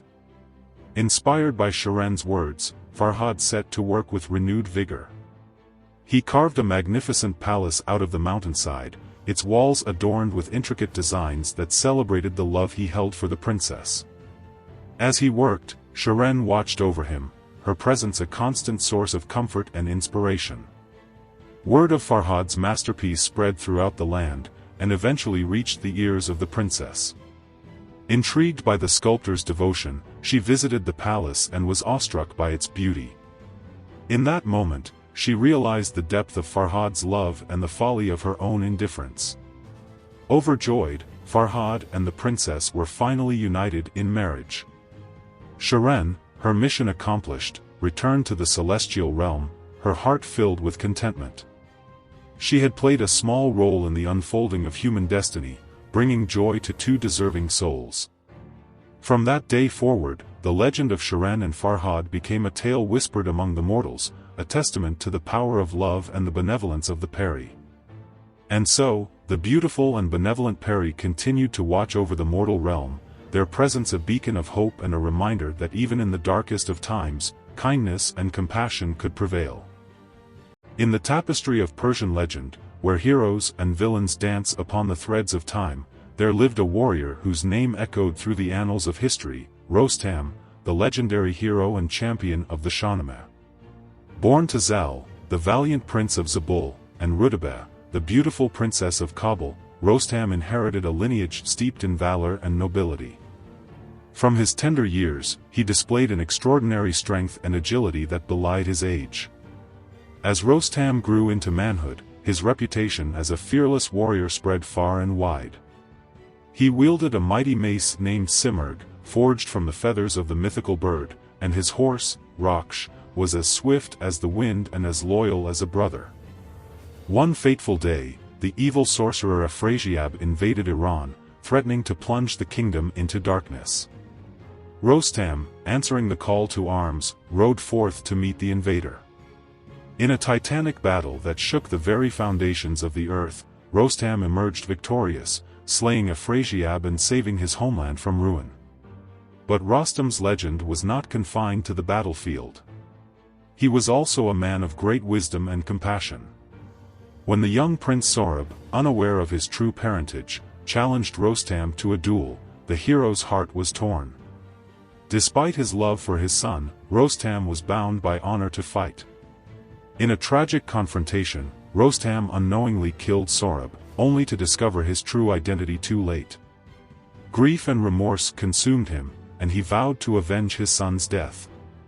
Rostam's quest for vengeance led him to the court of Afrasiab, where he confronted the sorcerer once more. In a final, epic battle, Rostam vanquished Afrasiab, avenging Sorab and restoring peace to Iran. However, Rostam's triumph was bittersweet. The loss of his son had left an unfillable void in his heart. He retired to his homeland of Zabul, where he spent his remaining years in solitude and contemplation. As the sun began to set on Rostam's life, he summoned his loyal companion, Raksh. Together, they rode out into the wilderness, where Rostam met his end at the hands of a treacherous hunter. But even in death, Rostam's legend lived on. He became a symbol of courage, strength, and unwavering loyalty. His name was whispered in hushed tones, and his exploits were recounted in countless tales and poems. And so, the story of Rostam, the legendary hero and champion of the Shahnameh, was passed down through generations, inspiring awe and wonder in the hearts of all who heard it. For in the tapestry of Persian legend, Rostam's name would forever be etched as a beacon of valor and a testament to the indomitable spirit of humanity. In the realm of ancient Persia, where the sun cast its golden rays upon a tapestry of verdant hills and sparkling rivers, there lived a goddess of unparalleled beauty and power, Anahita. As the embodiment of fertility, water, and wisdom, she held sway over the very essence of life and the secrets of the universe. Anahita's origins were shrouded in mystery, her birth a celestial event that had forever etched her name into the annals of legend. From the depths of the cosmic ocean, she emerged as a radiant maiden, her flowing hair cascading like a silken waterfall and her eyes shimmering with the wisdom of ages. As the goddess of fertility, Anahita presided over the abundance of the land. She blessed the fields with bountiful harvests, ensuring that the people of Persia never went hungry. Her touch brought forth new life, not only in the realm of plants but also in the hearts of those who sought her favor. Water was another sacred domain under Anahita's protection. She commanded the rivers and streams, guiding their flow to quench the thirst of the land and its inhabitants. Her presence brought forth rain, nourishing the crops and replenishing the aquifers that sustained life. But Anahita's power extended far beyond the physical realm. She was also the goddess of wisdom, the keeper of ancient knowledge and the patron of scholars and philosophers.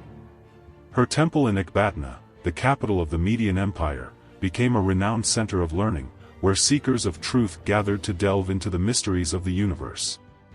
Anahita's wisdom was not limited to abstract concepts. She possessed a deep understanding of human nature and the complexities of the world. She guided kings and queens in their rule, offering counsel that balanced justice with compassion.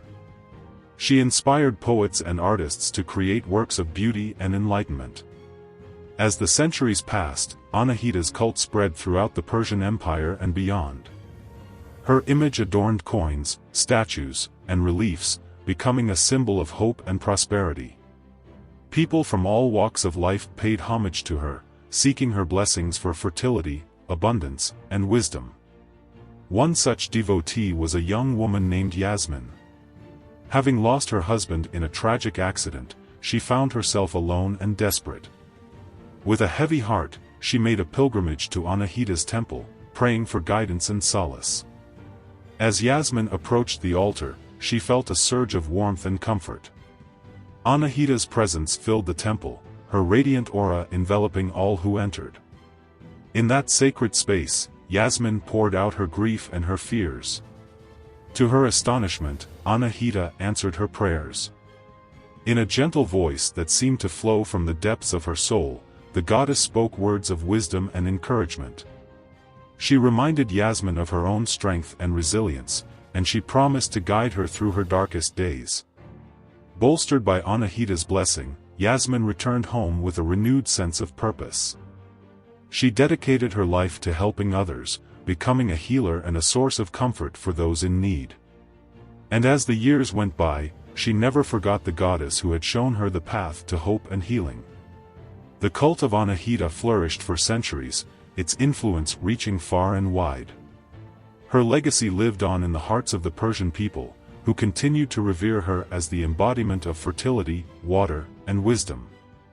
And even today, her name echoes through the annals of history, a testament to the enduring power of the divine feminine. In the tapestry of Persian mythology, Rostam, the valiant champion, stands as a beacon of heroism and unwavering resolve. His name echoes through the annals of history, forever entwined with the 7 arduous labors he undertook, each a testament to his indomitable spirit and unwavering loyalty to his king.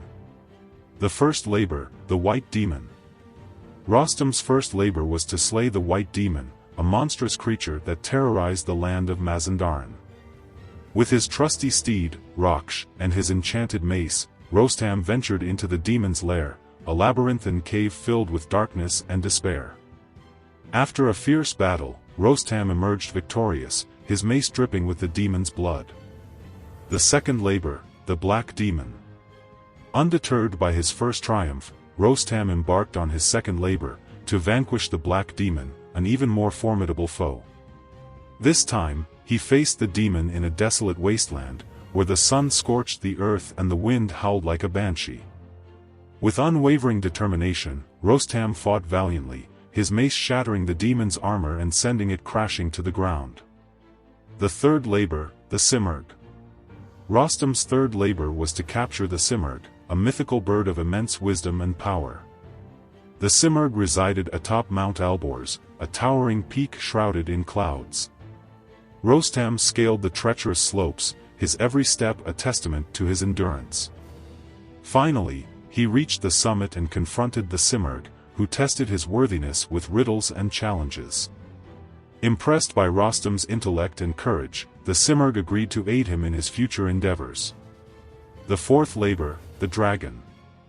Rostam's fourth labor was to slay the dragon, a fearsome beast that guarded the entrance to the land of Turan. The dragon's scales were impenetrable, and its breath could incinerate its victims. Rostam devised a cunning plan, using his lasso to ensnare the dragon and his mace to crush its skull. The fifth labor, the Elephant. Rostam's fifth labor was to capture the elephant, a colossal beast that roamed the forests of India. The elephant's strength was unmatched, and its tusks could pierce through the thickest armor. Rostam tracked the elephant for days, finally cornering it in a dense jungle. With a swift and powerful blow, he felled the beast, its ivory tusks becoming a symbol of his triumph. The sixth labor, the Sorcerer. Rostam's sixth labor was to defeat the Sorcerer, an evil wizard who had cast a spell on the land, causing crops to wither and rivers to dry up. Rostam confronted the Sorcerer in his fortress, a labyrinth of illusions and enchantments. Using his wits and the power of his mace, Rostam shattered the Sorcerer's spells and restored balance to the land. The seventh labor, the King of Mazandaran. Rostam's final and most challenging labor was to defeat the King of Mazandaran, a tyrannical ruler who had oppressed his people.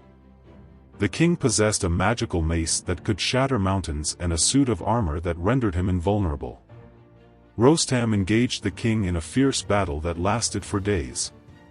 Finally, with the aid of the Simurgh, Rostam discovered the king's weakness and struck him down, liberating the people of Mazandaran from his tyranny.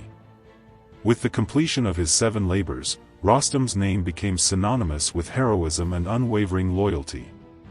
His deeds were celebrated in songs and stories, inspiring generations to come.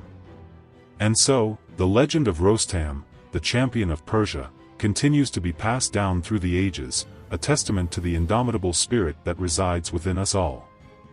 In the heart of the ancient Persian Empire, where the sun cast its golden rays upon the vast and enigmatic land, there existed a mythical creature of extraordinary power and wisdom, the Simurgh. This majestic bird, with its iridescent plumage and piercing gaze, was said to possess the secrets of the universe and the ability to heal the deepest of wounds.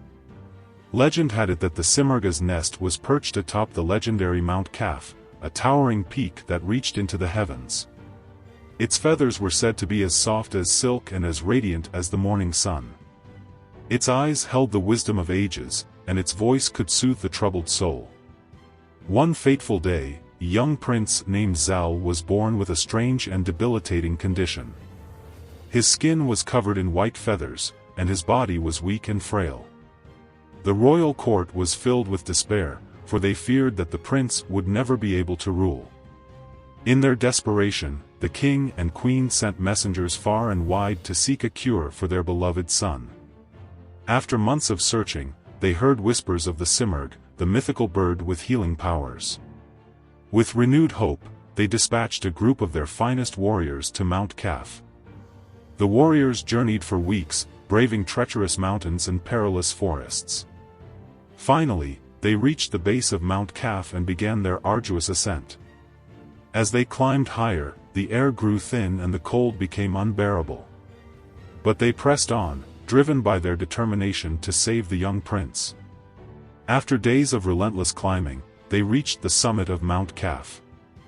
There, amidst a swirling mist, they beheld the Simurgh's nest. It was a sight of breathtaking beauty, adorned with shimmering feathers and glowing with an ethereal light. With trembling hands, the warriors approached the nest and called out to the Simurgh. To their astonishment, the bird emerged from its slumber, its eyes filled with ancient wisdom. The warriors bowed their heads in reverence and explained their mission. The Simurgh listened intently to their plea. Then, with a gentle flutter of its wings, it descended from its nest and perched upon the prince's shoulder. As it did so, a warm and soothing energy flowed through Zal's body. The white feathers that had once covered his skin began to fade away, revealing healthy and vibrant flesh beneath. The warriors watched in amazement as the Simurgh's healing powers worked their magic. Within moments, Zal was transformed from a frail and sickly child into a strong and healthy young man. Overjoyed, the warriors thanked the Simurgh profusely and prepared to return to the kingdom. As they descended Mount Kaf, the Simurgh flew alongside them, its wise eyes watching over them. It accompanied them all the way back to the royal court, where it was greeted with great fanfare and celebration.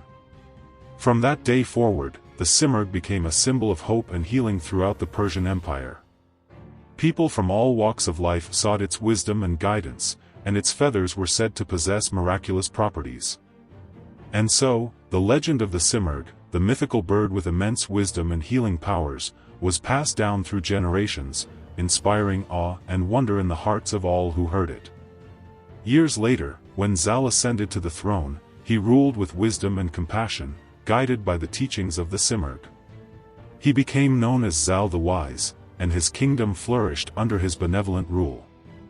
And as the sun continued to rise and set over the ancient land, the Simurgh remained a constant presence, watching over the people of Persia with its wise and watchful eyes. In the tapestry of Persian mythology, where heroes and legends intertwine, there lived a prince named Siavash, renowned for his unparalleled beauty and unwavering purity. His tale, a symphony of valor, sacrifice, and tragic destiny, has captivated generations of listeners. Siavash was born to King Kay Khosrow, the ruler of Iran, and his beloved queen, Sudaba. From his tender years, he exuded an ethereal radiance that set him apart from all others. His eyes sparkled with an otherworldly brilliance, and his countenance radiated a purity that seemed almost divine. As Siavash grew into manhood, his reputation for beauty and virtue spread far and wide. Poets sang of his comely features, and maidens yearned for his affection. However, amidst the adulation, there lurked a sinister shadow. Queen Sudaba, consumed by jealousy and unrequited love for her stepson, plotted against him. She falsely accused Siavash of attempting to seduce her, a heinous crime that could only be punished by death.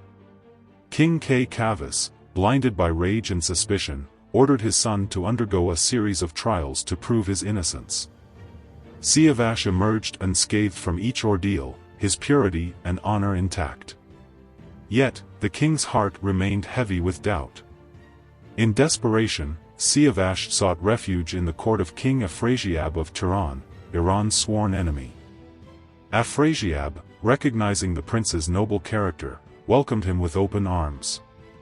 Siavash distinguished himself in battle, leading Tehran's armies to victory against his own countrymen. However, fate had a cruel twist in store. Afrasiab's son, Garsavaz, grew envious of Siavash's glory and plotted his downfall. He convinced his father that Siavash was a threat to the throne and must be eliminated. With a heavy heart, Afrasiab ordered his loyal general, Persian, to execute Siavash. Persian, torn between his duty and his admiration for the prince, devised a plan to spare his life. He led Siavash to a secluded forest and left him there, hoping that he would find a way to escape. But Siavash, bound by his unwavering sense of honor, refused to flee. He stood his ground, facing his fate with dignity and courage. As the executioner's sword descended upon him, Siavash uttered his final words. "I am innocent of all charges. May my blood be a testament to the treachery that has befallen me." With his last breath, Siavash's body burst into flames, a symbol of his purity and the injustice he had endured. The flames consumed his remains, leaving only a pile of ashes and the lingering scent of his sacrifice. News of Siavash's tragic end reached Iran, where it plunged the kingdom into mourning. King Kay Khosrow, consumed by remorse, realized the terrible mistake he had made. He cursed Sadaba for her treachery and vowed to avenge his son's death. And so, the legend of Siavash, the hero and prince of unparalleled beauty and purity, was passed down through generations. His story became a timeless reminder of the fragility of innocence, the power of jealousy, and the enduring legacy of sacrifice. In the annals of Persian mythology, Siavash's name stands as a beacon of virtue, a testament to the indomitable spirit that can triumph even in the face of adversity. His tragic destiny serves as a cautionary tale, warning against the dangers of suspicion and the corrosive effects of unrequited love. And as the centuries pass, the memory of Siavash continues to inspire and captivate, reminding us of the enduring power of beauty, purity, and the indomitable human spirit. In the celestial tapestry of Zoroastrianism, where the threads of divine virtues intertwine, there shines a radiant star named Sorosh. As the angel of obedience and faithfulness, Sorosh embodies the unwavering devotion that guides the righteous on their path towards Ahura Mazda, the wise Lord. Sorosh's ethereal form is adorned with wings of iridescent light, symbolizing the swiftness and grace with which he carries out his divine duties. His countenance radiates a gentle glow, reflecting the purity and unwavering loyalty that he inspires in the hearts of the faithful.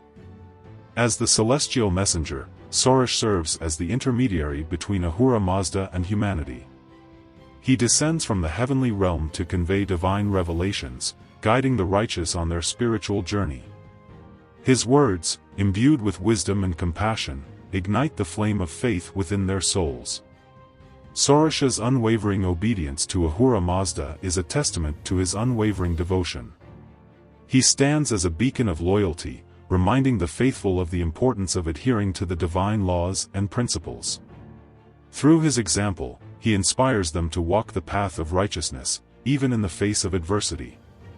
In the Zoroastrian tradition, Sorosh is closely associated with the concept of Frashokariti, the final renovation of the world.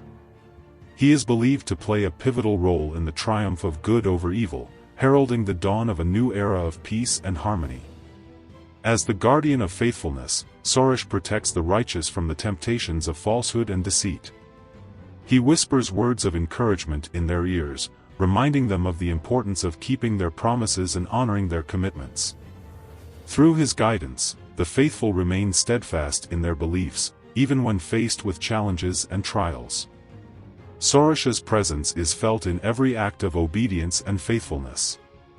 He is the celestial witness who records the deeds of the righteous, ensuring that their unwavering devotion will be rewarded in the afterlife. His watchful gaze inspires them to strive for excellence, knowing that their actions are not in vain. In the Zoroastrian pantheon, Sorosh stands as a symbol of hope and inspiration. He reminds the faithful that even in the darkest of times, obedience and faithfulness will guide them towards the light. Through his unwavering devotion to Ahura Mazda, Sorosh embodies the virtues that lead to eternal happiness and fulfillment. One fateful day, as the sun cast its golden rays upon the land, a young Zoroastrian named Darius found himself at a crossroads. Temptation whispered in his ear, urging him to stray from the path of righteousness. But as he hesitated, a gentle voice filled his mind, reminding him of the unwavering obedience and faithfulness that Sorosh represented.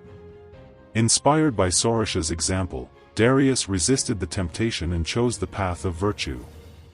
He knew that by adhering to the divine laws, he was not only honoring Ahura Mazda but also ensuring his own spiritual growth.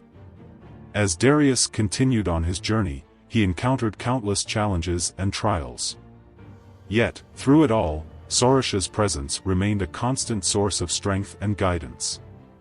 He whispered words of encouragement in Darius's ear, reminding him of the importance of perseverance and unwavering faith. In the end, Darius emerged from his trials as a stronger and more devoted Zoroastrian.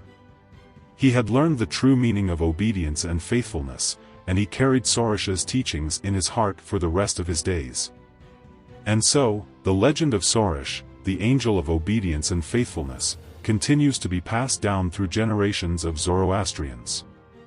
His unwavering devotion to Ahura Mazda and his unwavering guidance inspire the faithful to walk the path of righteousness, knowing that they are not alone in their journey towards eternal happiness. In the ancient tapestry of Zoroastrianism, a sacred instrument reverberates through the annals of time, its clarion call echoing the divine summons and the unwavering obedience of its chosen bearer. This instrument, known as Sorosh's trumpet, embodies the profound connection between the celestial realm and the mortal world. Legend has it that Sorosh, the divine messenger of Ahura Mazda, the supreme deity, descended from the heavens bearing a golden trumpet. Its radiant form shimmered with celestial light, and its melodious notes carried the weight of divine authority. Sorosh entrusted this trumpet to a young shepherd named Zarathustra, who would become the prophet and founder of Zoroastrianism. As Zarathustra embarked on his mission to spread the teachings of Ahura Mazda, the trumpet became his constant companion. Its piercing sound summoned the faithful to prayer, its notes resonating with the sacred hymns of the Avesta, the Zoroastrian holy book. The trumpet's presence inspired awe and reverence, reminding the people of the divine presence that guided their lives. One fateful day, as Zarathustra stood on the banks of the Deity river, the trumpet suddenly fell silent. Panic surged through him as he realized the gravity of the situation. Without the trumpet, he could no longer communicate with Ahura Mazda or fulfill his divine calling. In his desperation, Zarathustra cried out to the heavens, pleading for guidance. As if in answer to his prayers, a celestial being appeared before him, its form radiant with divine light. The being revealed that the trumpet had been stolen by the evil spirit Angra Mainyu, who sought to silence the voice of truth.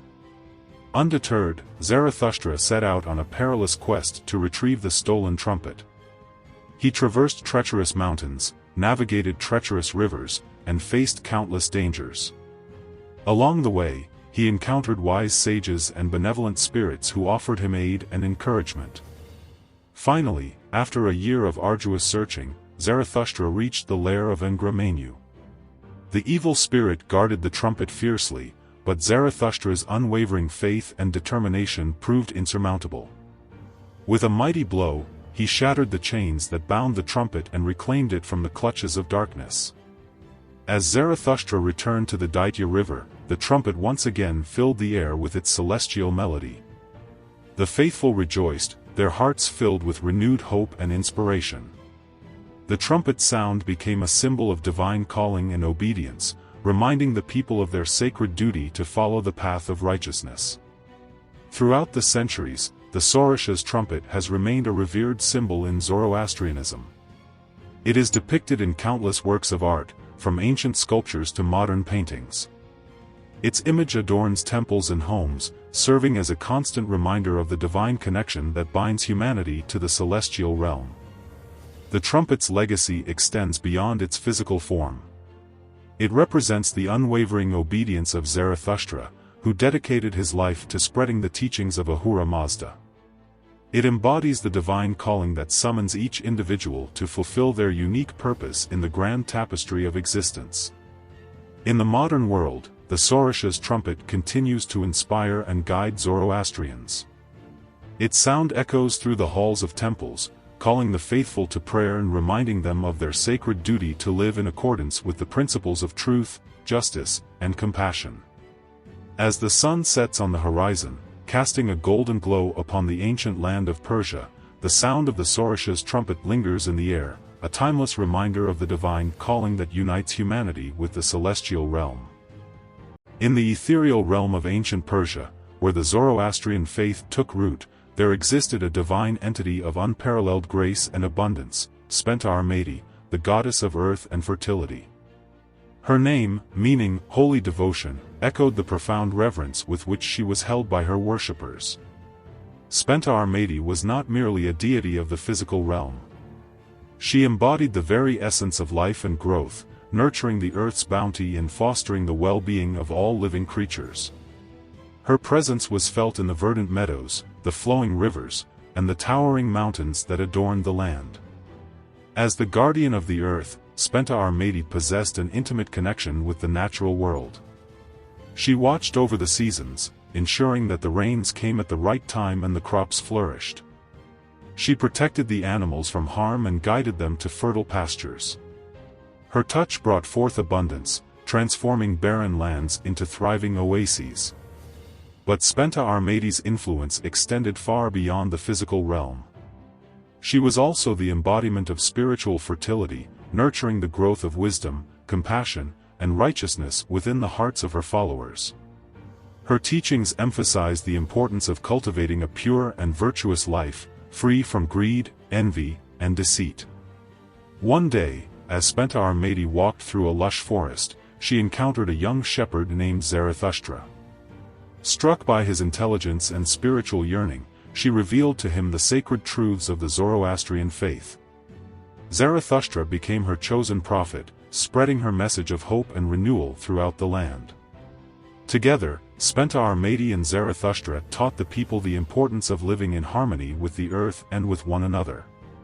They emphasized the virtues of truth, justice, and kindness, and encouraged their followers to strive for a life of purpose and meaning. As the years passed, Spenta Armaiti's influence grew stronger. Her teachings became the foundation of Zoroastrianism, a religion that would shape the lives of countless generations. Her image was depicted in temples and homes, and her name was invoked in prayers and rituals. One fateful day, as the forces of darkness threatened to engulf the land, Spenta Armaiti appeared in a vision to a group of faithful Zoroastrians. She reassured them that the light of truth would prevail, and that the forces of evil would be vanquished. Inspired by her words, the Zoroastrians rallied together and fought valiantly against their oppressors. With Spenta Armaiti's guidance, they emerged victorious, preserving the sacred teachings of their faith. From that day forward, Spenta Armaiti became known as the Victorious One. Her name was synonymous with hope, resilience, and the triumph of good over evil. She continued to watch over the land, ensuring that the earth remained fertile and the people lived in peace and prosperity. As the centuries turned into millennia, Spenta Armaiti's legacy lived on. Her teachings became a beacon of light for those seeking spiritual growth and a better world. Her name was whispered in reverence by farmers, shepherds, and all who depended on the earth's bounty. And so, in the tapestry of ancient Persia, Spenta Armaiti, the goddess of earth and fertility, remained an enduring symbol of life, abundance, and the indomitable spirit of humanity. Her presence continued to inspire generations to come, reminding them of the sacred connection between the earth, the spirit, and the eternal flame of hope. In the ethereal realm where the cosmic tapestry was woven, an eternal struggle raged between the forces of good and evil. Ahura Mazda, the benevolent creator, and Angra Mainyu, the malevolent destroyer, locked in an unending battle for the souls of mortals. Ahura Mazda, the wise lord, embodied light, truth, and order. His radiant aura illuminated the heavens, casting a warm glow upon the world. He was the source of all that was good and just, the protector of the righteous and the guide of the lost.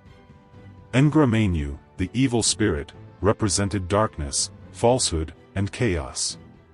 His shadowy form slithered through the void, spreading corruption and despair. He was the embodiment of all that was wicked and vile, the tempter of the weak and the destroyer of the innocent. For eons, these cosmic adversaries had clashed in a titanic struggle that shaped the destiny of all creation. Ahura Mazda sought to establish a realm of harmony and enlightenment, while Angra Mainyu yearned to plunge the world into darkness and despair. In the mortal realm, the battle between good and evil manifested in countless ways. The righteous fought against the wicked, the virtuous against the corrupt. Every act of kindness and compassion was a victory for Ahura Mazda, while every act of cruelty and injustice was a triumph for Angra Mainyu. One fateful day, as the sun hung low in the western sky, a young man named Zarathustra emerged from the mountains. He had spent years in solitude, seeking wisdom and enlightenment. As he descended into the valley, he witnessed the horrors of war and the suffering of the innocent. Zarathustra's heart was filled with compassion and a burning desire to make a difference. He knew that the battle between good and evil was not merely a cosmic struggle but a battle that raged within the hearts of all mortals.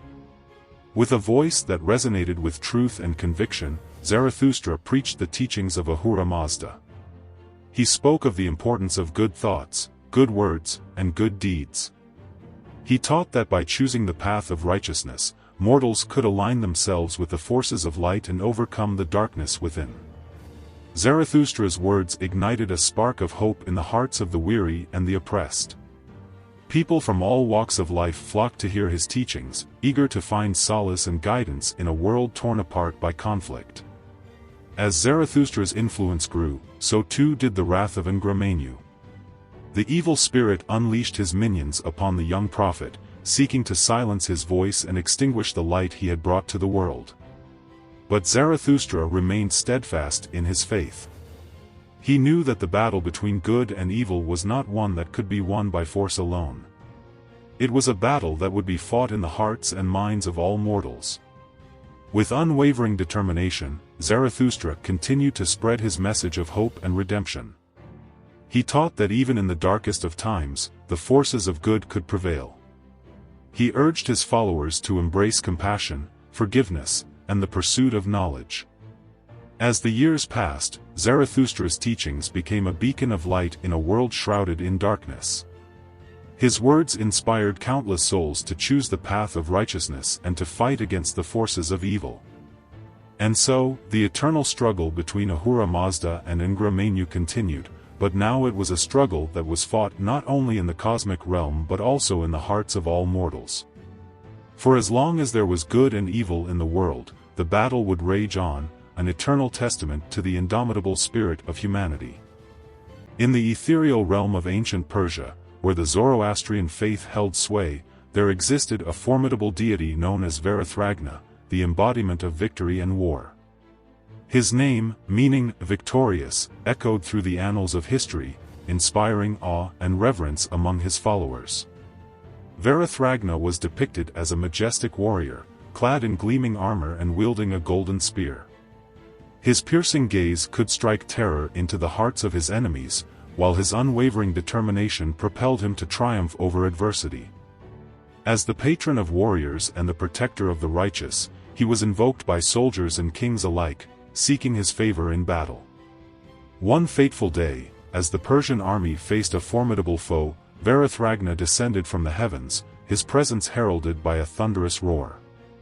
The ground trembled beneath his feet as he charged into the fray, his spear cleaving through the enemy ranks like a bolt of lightning. With each strike, he felled countless foes, his divine power shattering their armor and crushing their spirits. The enemy, overwhelmed by Varathragna's might, began to falter. Their morale plummeted as they witnessed the unstoppable force of the war god. One by one, they dropped their weapons and surrendered, their hearts filled with a mixture of awe and despair. As the battle reached its climax, Varathragna confronted the enemy commander, a towering giant known for his unmatched strength. The two warriors clashed in a titanic duel that shook the very foundations of the battlefield. Swords clashed against spears, and the air crackled with the intensity of their struggle. Finally, with a swift and decisive blow, Varathragna pierced the giant's heart, sending him crashing to the ground. The enemy army, now leaderless and demoralized, scattered in disarray. Victory had been achieved, and Varathragna's name was forever etched into the annals of Persian legend.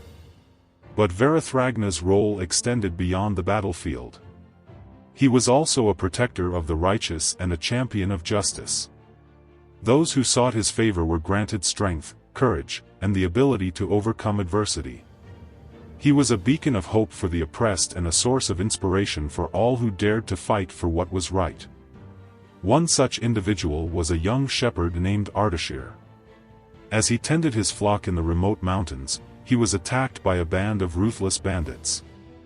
Outnumbered and outmatched, Ardashir prayed to Varathragna for aid. To his astonishment, Varathragna appeared before him, his golden spear blazing with divine light. With a thunderous roar, he charged into the bandits, scattering them like chaff before the wind. Ardashir, filled with gratitude, vowed to dedicate his life to serving the war god. Years later, Ardashir became a renowned warrior and a wise ruler. He led his people to victory in countless battles, always invoking the name of Varathragna for guidance and protection. His kingdom flourished under his just and benevolent rule, and the legend of Varathragna, the victorious war god, continued to be passed down through generations. As the centuries passed, the Zoroastrian faith gradually declined, but the legacy of Varathragna lived on. His name became synonymous with courage, strength, and the indomitable spirit of the Persian people. In the hearts of those who remembered his deeds, he remained an eternal symbol of victory and the triumph of good over evil. And so, the tale of Varathragna, the Zoroastrian god of victory and war, continues to be told and retold, inspiring awe and reverence in the hearts of all who hear it. For in the annals of history, his name stands as a testament to the enduring power of the human spirit and the unwavering belief in the divine. In the annals of ancient Persia, the tale of Zahak, the tyrannical king, and his eventual downfall echoes through the corridors of time. Zahak, once a benevolent ruler, succumbed to the whispers of Ahriman, the lord of darkness, who bestowed upon him a pair of serpents that grew from his shoulders. These serpents, insatiable in their hunger, demanded human brains to sustain themselves, plunging the kingdom into a reign of terror. As Zahak's tyranny grew, so too did the whispers of rebellion. Among the brave souls who dared to defy him was Kaveh, a blacksmith whose heart burned with righteous anger.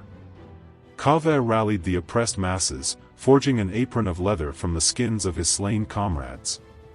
This apron became a symbol of resistance, a beacon of hope in the face of despair. Word of Kaveh's rebellion reached the ears of Fereydun, a legendary hero and the rightful heir to the throne. Fereydun, guided by the wisdom of the Simurgh, a mythical bird, gathered an army and marched against Zahak. The two armies clashed in a titanic battle that shook the very foundations of the earth. Zahak, his serpents hissing and writhing, unleashed his wrath upon Fereydun's forces. But Fereydun, wielding the legendary mace of Garshasp, stood his ground. With each swing of his mace, he shattered the serpents' skulls, weakening Zahak's power. As the battle raged, Kaveh and his followers stormed the royal palace, their cries of defiance echoing through the halls. Zahak, cornered and desperate, fled into the mountains, pursued by Fereydun. Through treacherous ravines and over towering peaks, Fereydun chased Zahak relentlessly. Finally, at the foot of Mount Damavand, the tyrant was brought to bay. Fereydun, with a mighty blow, struck Zahak down, his mace shattering the last of the serpents. With Zahak's defeat, the kingdom was liberated from his oppressive rule. Fereydun ascended to the throne, restoring peace and prosperity to the land. Zahak, however, was not slain. Instead, Fereydun, in an act of mercy, imprisoned him within the heart of Mount Damavand. There, chained and bound, Zahak remained for centuries, his serpents forever gnawing at his brain. The mountain became a symbol of his eternal punishment, a testament to the triumph of good over evil. As the years turned into centuries, legends grew around Zahak's imprisonment. It was said that on certain nights, the serpent's cries could be heard echoing from the depths of the mountain, a chilling reminder of the tyrant's fate. And so, the tale of Zahak's downfall became a cautionary tale, a warning against the dangers of succumbing to darkness and the importance of fighting for justice and freedom. For as long as the mountains stood and the rivers flowed, the story of Zahak's imprisonment would be passed down through generations, a timeless reminder of the eternal struggle between good and evil. In the realm of ancient Persia, where legends intertwined with history, there lived a tyrannical king named Zahak. His reign was marked by cruelty and oppression, casting a shadow over the land. But fate had a peculiar twist in store for him, one that would forever alter his destiny and leave an enduring mark on Persian mythology. One fateful day, as Zahak lay sleeping in his opulent palace, two serpents emerged from his shoulders. Their scales shimmered with an eerie green hue, and their venomous fangs dripped with a deadly poison. The serpents, imbued with an insatiable hunger, feasted upon Zahak's brains, causing him excruciating pain and torment. As the days turned into nights, Zahak's condition worsened. The serpents grew larger and more voracious, their constant gnawing driving him to the brink of madness. Desperate for relief, he summoned his court physician, a wise and cunning man named Arash. Arash examined Zahak and realized the gravity of his affliction. He knew that the serpents could not be removed without killing the king, but he also understood that Zahak's reign of terror must end. With a heavy heart, Arash devised a plan. He gathered the finest warriors in the land and led them to the palace. As they approached Zahak's chamber, they heard the serpents hissing and the king's agonized cries. With a swift and decisive strike, Arash's archers fired their arrows, piercing the serpents' hearts. The serpents let out a deafening roar as they fell to the ground, their venom spilling onto the palace floor. Zahak, freed from their torment, collapsed in a heap, his body broken and his spirit shattered. With Zahak's tyranny overthrown, Arash became the new king of Persia. He ruled with wisdom and compassion, restoring peace and prosperity to the land. The legend of Zahak's serpents became a cautionary tale, a reminder of the dangers of unchecked power and the importance of justice. But the serpent's legacy did not end there. Their venom, which had once been a source of agony for Zahak, became a potent weapon in the hands of skilled archers. It was said that arrows dipped in the serpent's venom could pierce through any armor and deliver a swift and deadly blow. As centuries passed, the legend of Zahak's serpents continued to be passed down through generations. It became a symbol of both the horrors of tyranny and the triumph of good over evil. And so, the tale of the serpents that grew from the shoulders of the tyrant Zahak lived on, a timeless reminder of the enduring power of myth and the human spirit's resilience in the face of adversity. In the annals of Persian history, Zahak's serpents became known as Mari Zahak, or the serpents of Zahak. They were depicted in countless works of art, from ancient sculptures to modern paintings. Their image became synonymous with treachery, deceit, and the corrosive effects of power. But the serpents also held a deeper significance. They represented the inner demons that can consume us all, the temptations and desires that can lead us down a path of destruction. By confronting and overcoming these serpents, we can find redemption and achieve true freedom. And so, the legend of Zahak's serpents continues to resonate with us today, a timeless reminder of the eternal struggle between good and evil, and the importance of choosing the path of righteousness, no matter how difficult it may seem.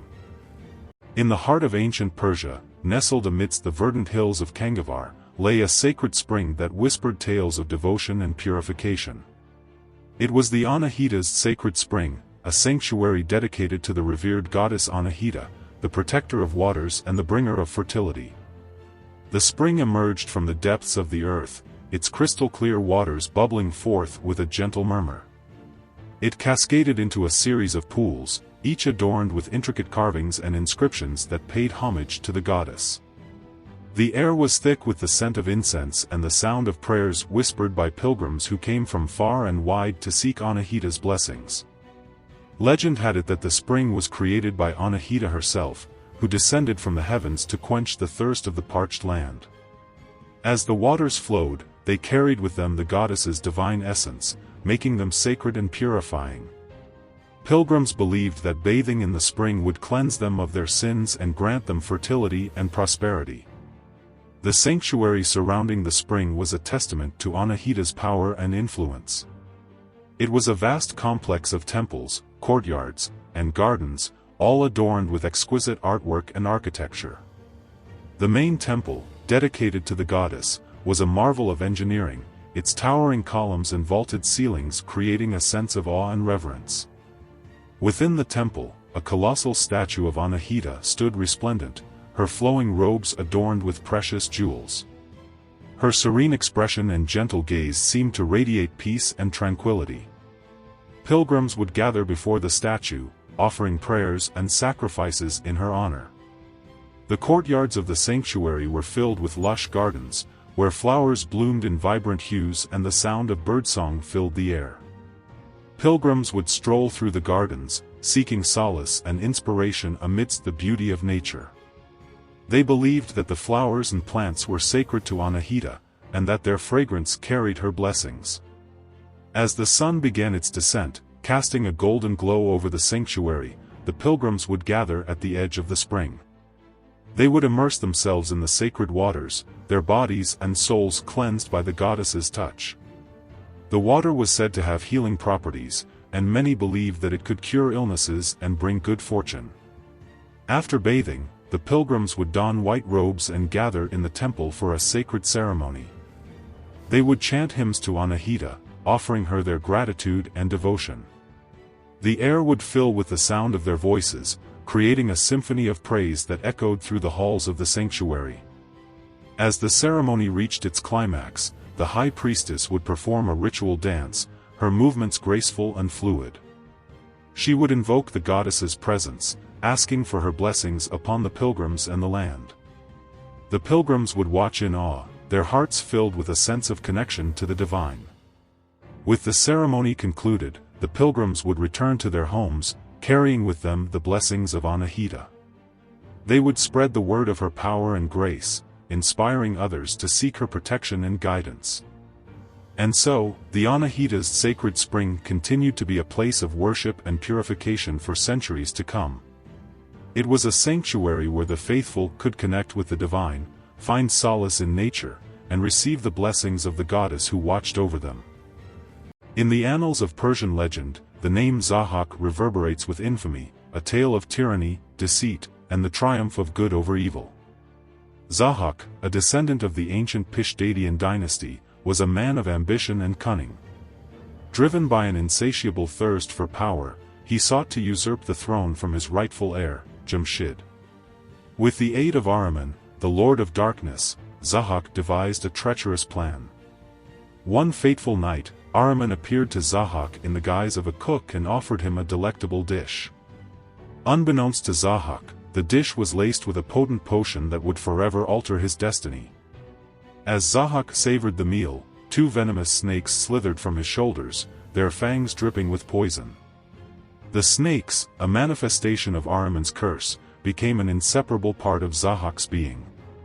They gnawed at his flesh, causing him excruciating pain. To appease their insatiable hunger, Zahak was forced to sacrifice two young men each day, their brains serving as sustenance for the serpents. As Zahak's reign of terror spread throughout the land, a young blacksmith named Kaveh emerged as a beacon of hope. Kaveh, who had lost his sons to Zahak's tyranny, rallied the oppressed people against the evil king. With a blacksmith's apron as his banner, Kaveh led a rebellion that shook the foundations of Zahak's empire. The people, armed with hammers and tongs, marched upon Zahak's palace, their cries for justice echoing through the streets. Zahak, weakened by years of torment and the weight of his crimes, was no match for the righteous fury of the people. Kaveh, with a single blow of his hammer, shattered Zahak's skull, ending his reign of terror. With Zahak's defeat, the land was liberated from his oppressive rule. The snakes that had tormented him for so long vanished into thin air, and the people rejoiced in their newfound freedom.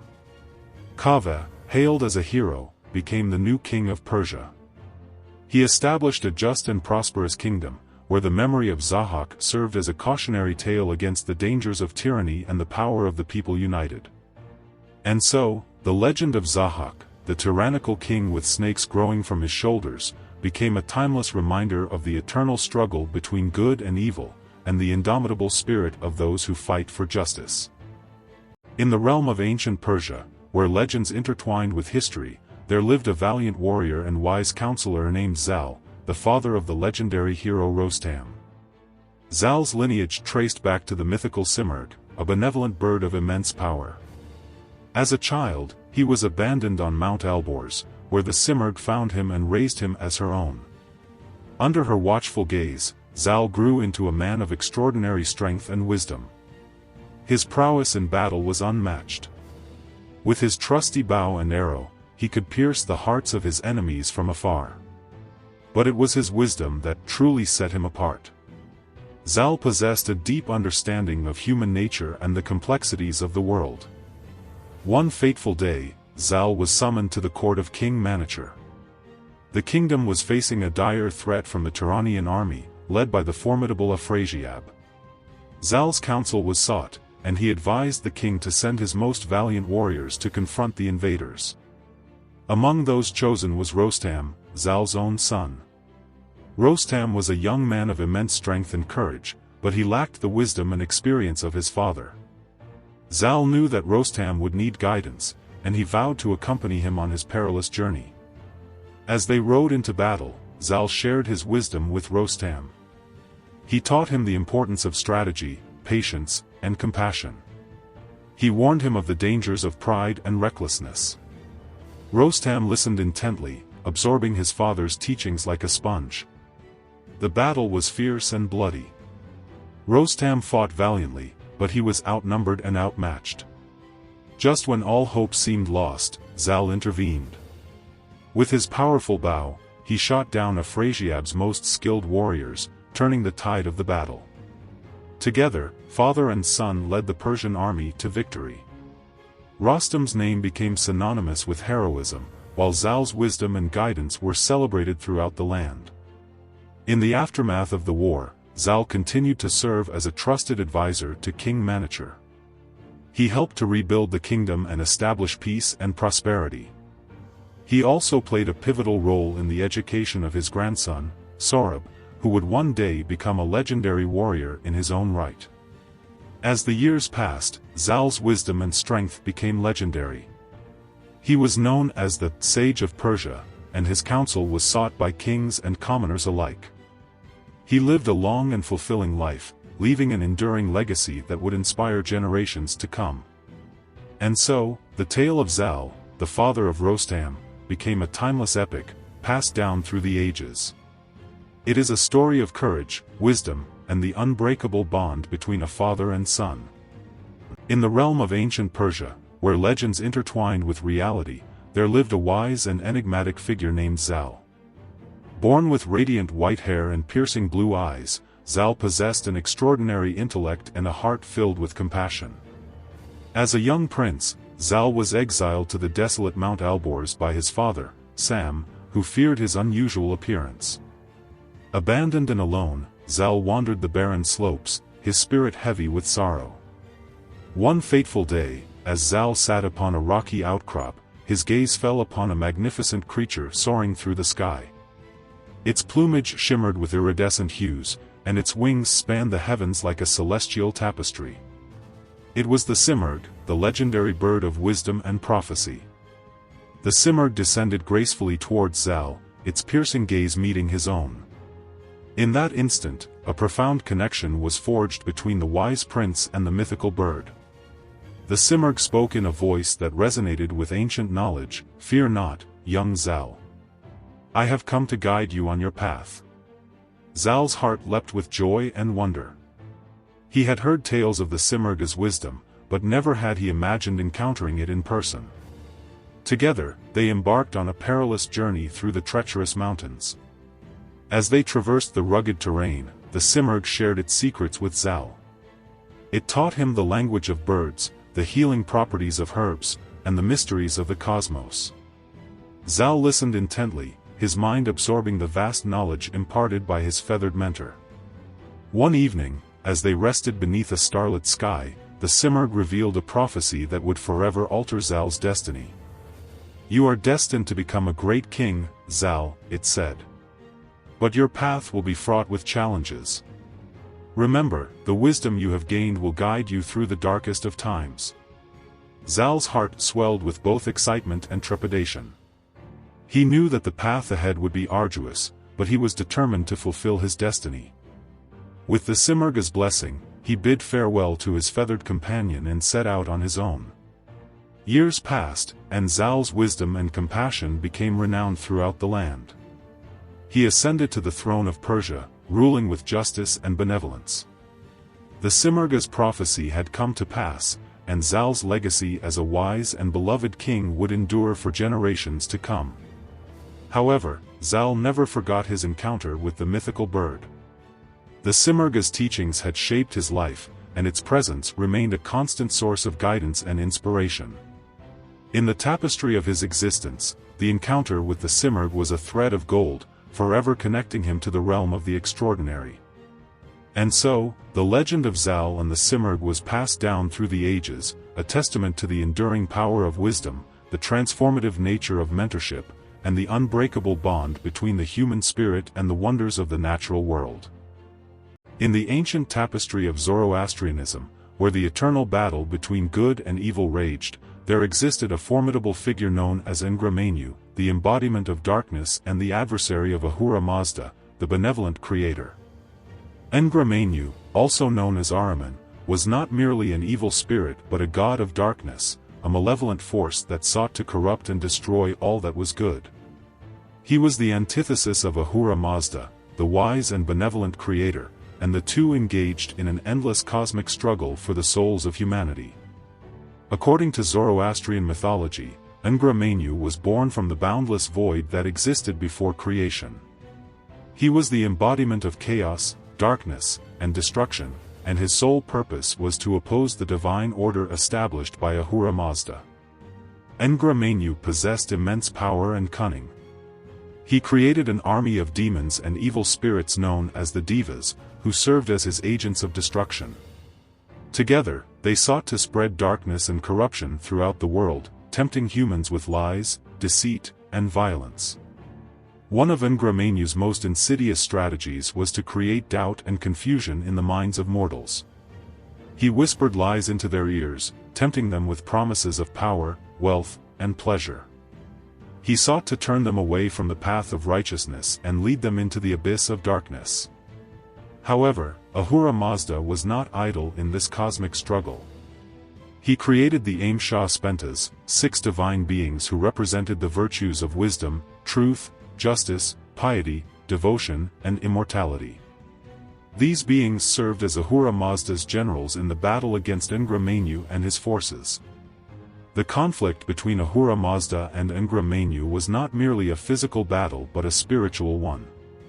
It was a struggle for the hearts and minds of humanity. Ahura Mazda sought to guide humans towards the path of righteousness, while Angra Mainyu tempted them with the allure of darkness. As the battle raged, both sides gained victories and suffered defeats.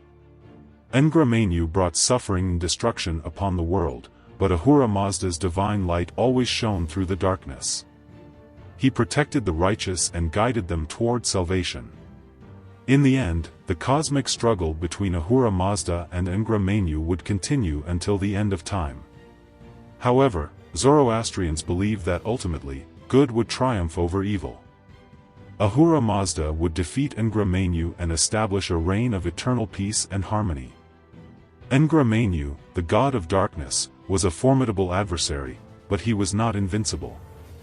His power was limited by the divine light of Ahura Mazda, and his ultimate defeat was inevitable.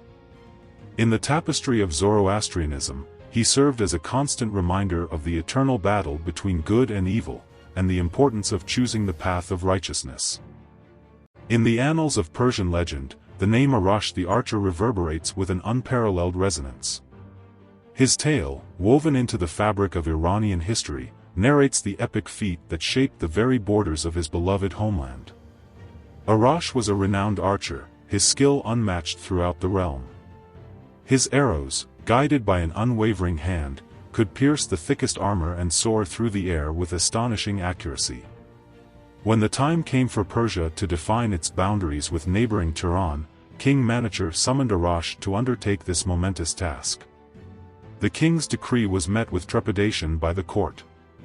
The distance between the two kingdoms was vast, and no arrow had ever been known to travel such a distance. Yet, Arash, driven by an unyielding sense of duty, accepted the challenge. As the sun peaked over the horizon, Arash ascended the towering Mount Damavand. With him, he carried a single arrow, crafted from the finest wood and adorned with intricate carvings.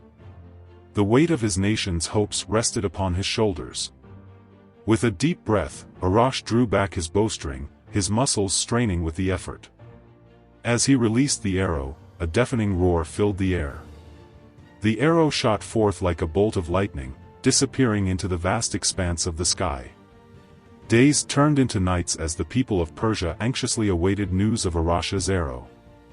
Finally, a messenger arrived, bearing tidings that filled the kingdom with both joy and sorrow. The arrow had indeed reached its destination, but at a great cost. Arash, having expended all his strength in that one fateful shot, had fallen lifeless to the ground. His body, pierced by his own arrow, marked the boundary between Persia and Turan. The king and his people mourned the loss of their hero, but they also celebrated his sacrifice. Arash's arrow had not only defined the borders of their nation but had also become a symbol of their unwavering determination and the indomitable spirit that coursed through their veins. In the centuries that followed, the legend of Arash the archer was passed down from generation to generation. Poets sang of his bravery, artists depicted his heroic feat, and children played games inspired by his story. Arash became an enduring icon, a testament to the power of sacrifice and the enduring legacy of those who shaped the destiny of their people. And so, the borders of Iran, defined by the arrow of Arash, stood as a reminder of the sacrifices made by those who came before. It was a testament to the indomitable spirit of a nation that had weathered countless storms and emerged stronger with each passing generation. In the annals of Persian history, the name Arash the archer reverberates with legendary prowess, his arrow forever etched in the tapestry of the nation's identity. It was a shot that not only defined the borders of Iran but also became a symbol of courage, determination, and the indomitable spirit of the Persian people. Centuries ago, when the borders of Iran were fluid and contested, a dispute arose with the neighboring kingdom of Turan. The Turanian king, Afrasiab, demanded that the Persians cede a vast swath of their territory, threatening war if they refused. The Persian king, Kay Khosrow, was faced with a dilemma. He knew that a war with Turan would be costly and bloody, but he was also unwilling to surrender his people's land. In his desperation, he turned to his most skilled archer, Arash. Arash was a man of extraordinary strength and precision, renowned throughout the realm for his unmatched archery skills. He was said to be able to pierce the heart of a bird in flight from 100 paces.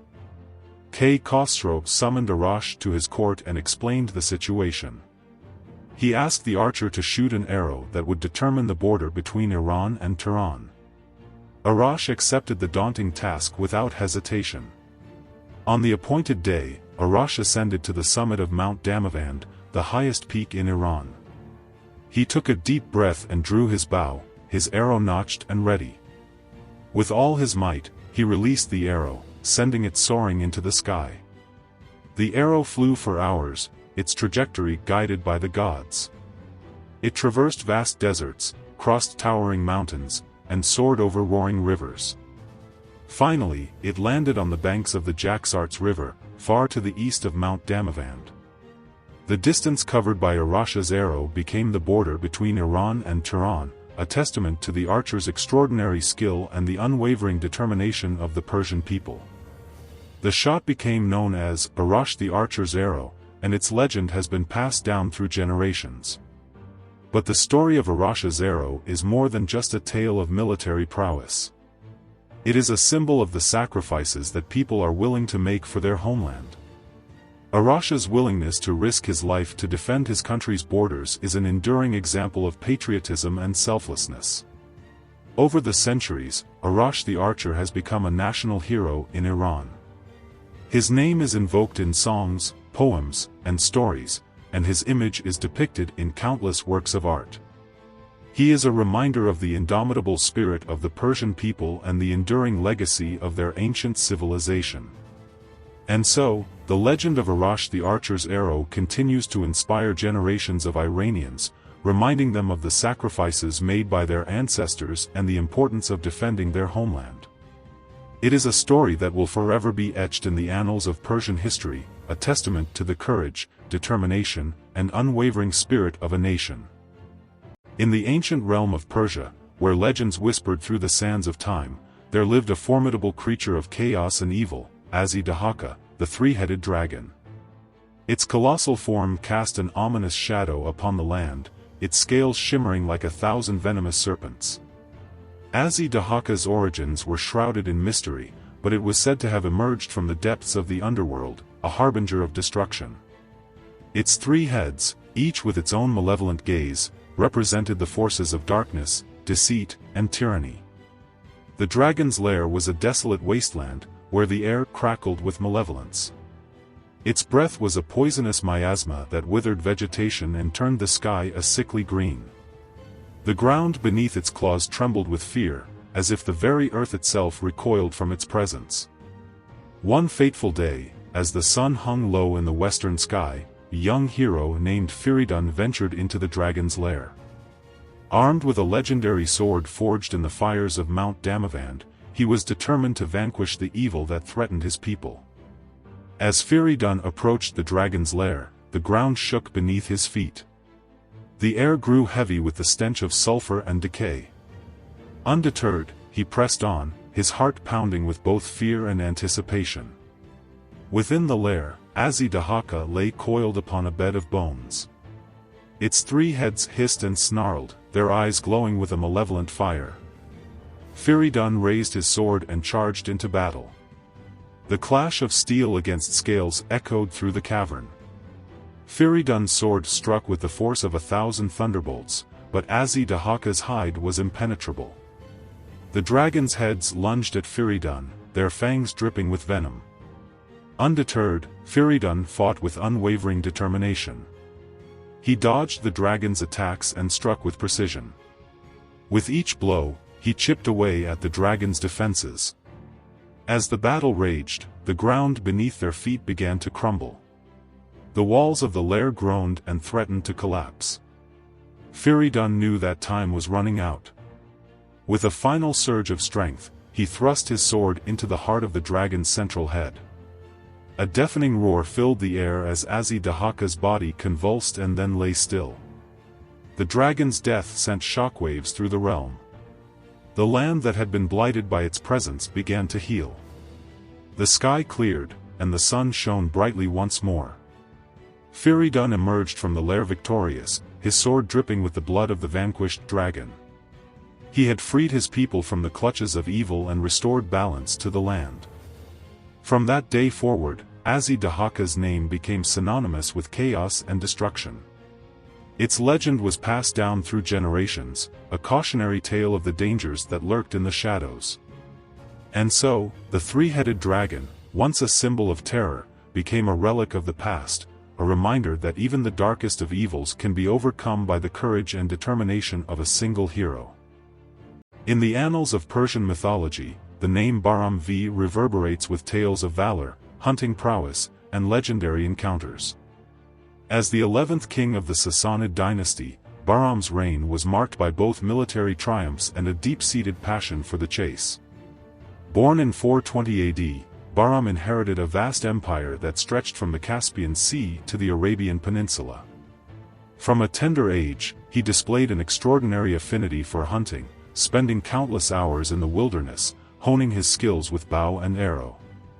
His prowess as a hunter soon became legendary, earning him the title Gur or Wild Ass, a testament to his unmatched speed and agility. As Bahram ascended to the throne in 420 AD, he embarked on a series of military campaigns, expanding the boundaries of his empire and securing its borders. His victories against the Hephthalites, a nomadic tribe from Central Asia, cemented his reputation as a formidable warrior. However, it was his hunting exploits that truly captured the imagination of his people. One fateful day, while pursuing a wild ass in the vast plains of Khorasan, Bahram encountered a magnificent white stag. The stag's ethereal beauty and elusive nature captivated him, and he vowed to capture it alive. For days, he relentlessly pursued the creature, his determination unwavering. Finally, after a grueling chase, Bahram managed to corner the stag in a dense forest. As he approached the majestic animal, Bahram was struck by its otherworldly aura. Its antlers seemed to shimmer with an ethereal light, and its eyes held a wisdom that belied its wild nature. Recognizing the stag's extraordinary qualities, Bahram spared its life and instead chose to befriend it. From that day forward, the white stag became Bahram's constant companion, accompanying him on his hunting expeditions and serving as a symbol of his unwavering spirit. Together, they roamed the vast wilderness, their bond unbreakable. Bahram's reputation as a hunter spread far and wide, attracting the attention of the Byzantine emperor, Theodosius II. Intrigued by the tales of Bahram's prowess, Theodosius sent an envoy to Persia, bearing an invitation for the king to visit Constantinople. Bahram eagerly accepted the invitation, seeing it as an opportunity to showcase his hunting skills on a grand stage. Upon his arrival in the Byzantine capital, he was greeted with great fanfare and lavish hospitality. Theodosius arranged a series of hunting expeditions in his honor, where Bahram's unmatched abilities astonished the Byzantine court. During one such expedition, Bahram encountered a formidable lion that had terrorized the countryside. With lightning-fast reflexes, he drew his bow and let loose an arrow that pierced the beast's heart. The crowd erupted in thunderous applause, marveling at Bahram's courage and precision. Bahram's visit to Constantinople cemented his status as a legendary hunter and diplomat. He returned to Persia laden with gifts and accolades, his reputation enhanced both at home and abroad. As the years passed, Bahram's passion for hunting remained undiminished. He continued to venture into the wilderness, seeking new challenges and testing his limits. One day, while pursuing a wild boar in the rugged mountains of Mazandaran, he encountered a formidable adversary. The boar, a massive and ferocious creature, charged at Bahram with blinding speed. In a desperate attempt to defend himself, Bahram thrust his spear into the boar's chest. However, the boar's momentum was too great, and it impaled Bahram on its tusks. As Bahram lay dying, his thoughts turned to his beloved white stag. With his last breath, he whispered a message to his loyal companion, entrusting it with a sacred duty. The stag, understanding its master's wishes, galloped away into the wilderness, carrying Bahram's spirit with it. And so, the legend of Bahram V, the legendary king and hunter, was passed down through generations. His tales of valor, hunting prowess, and unwavering spirit continue to inspire and captivate the hearts of Persians to this day.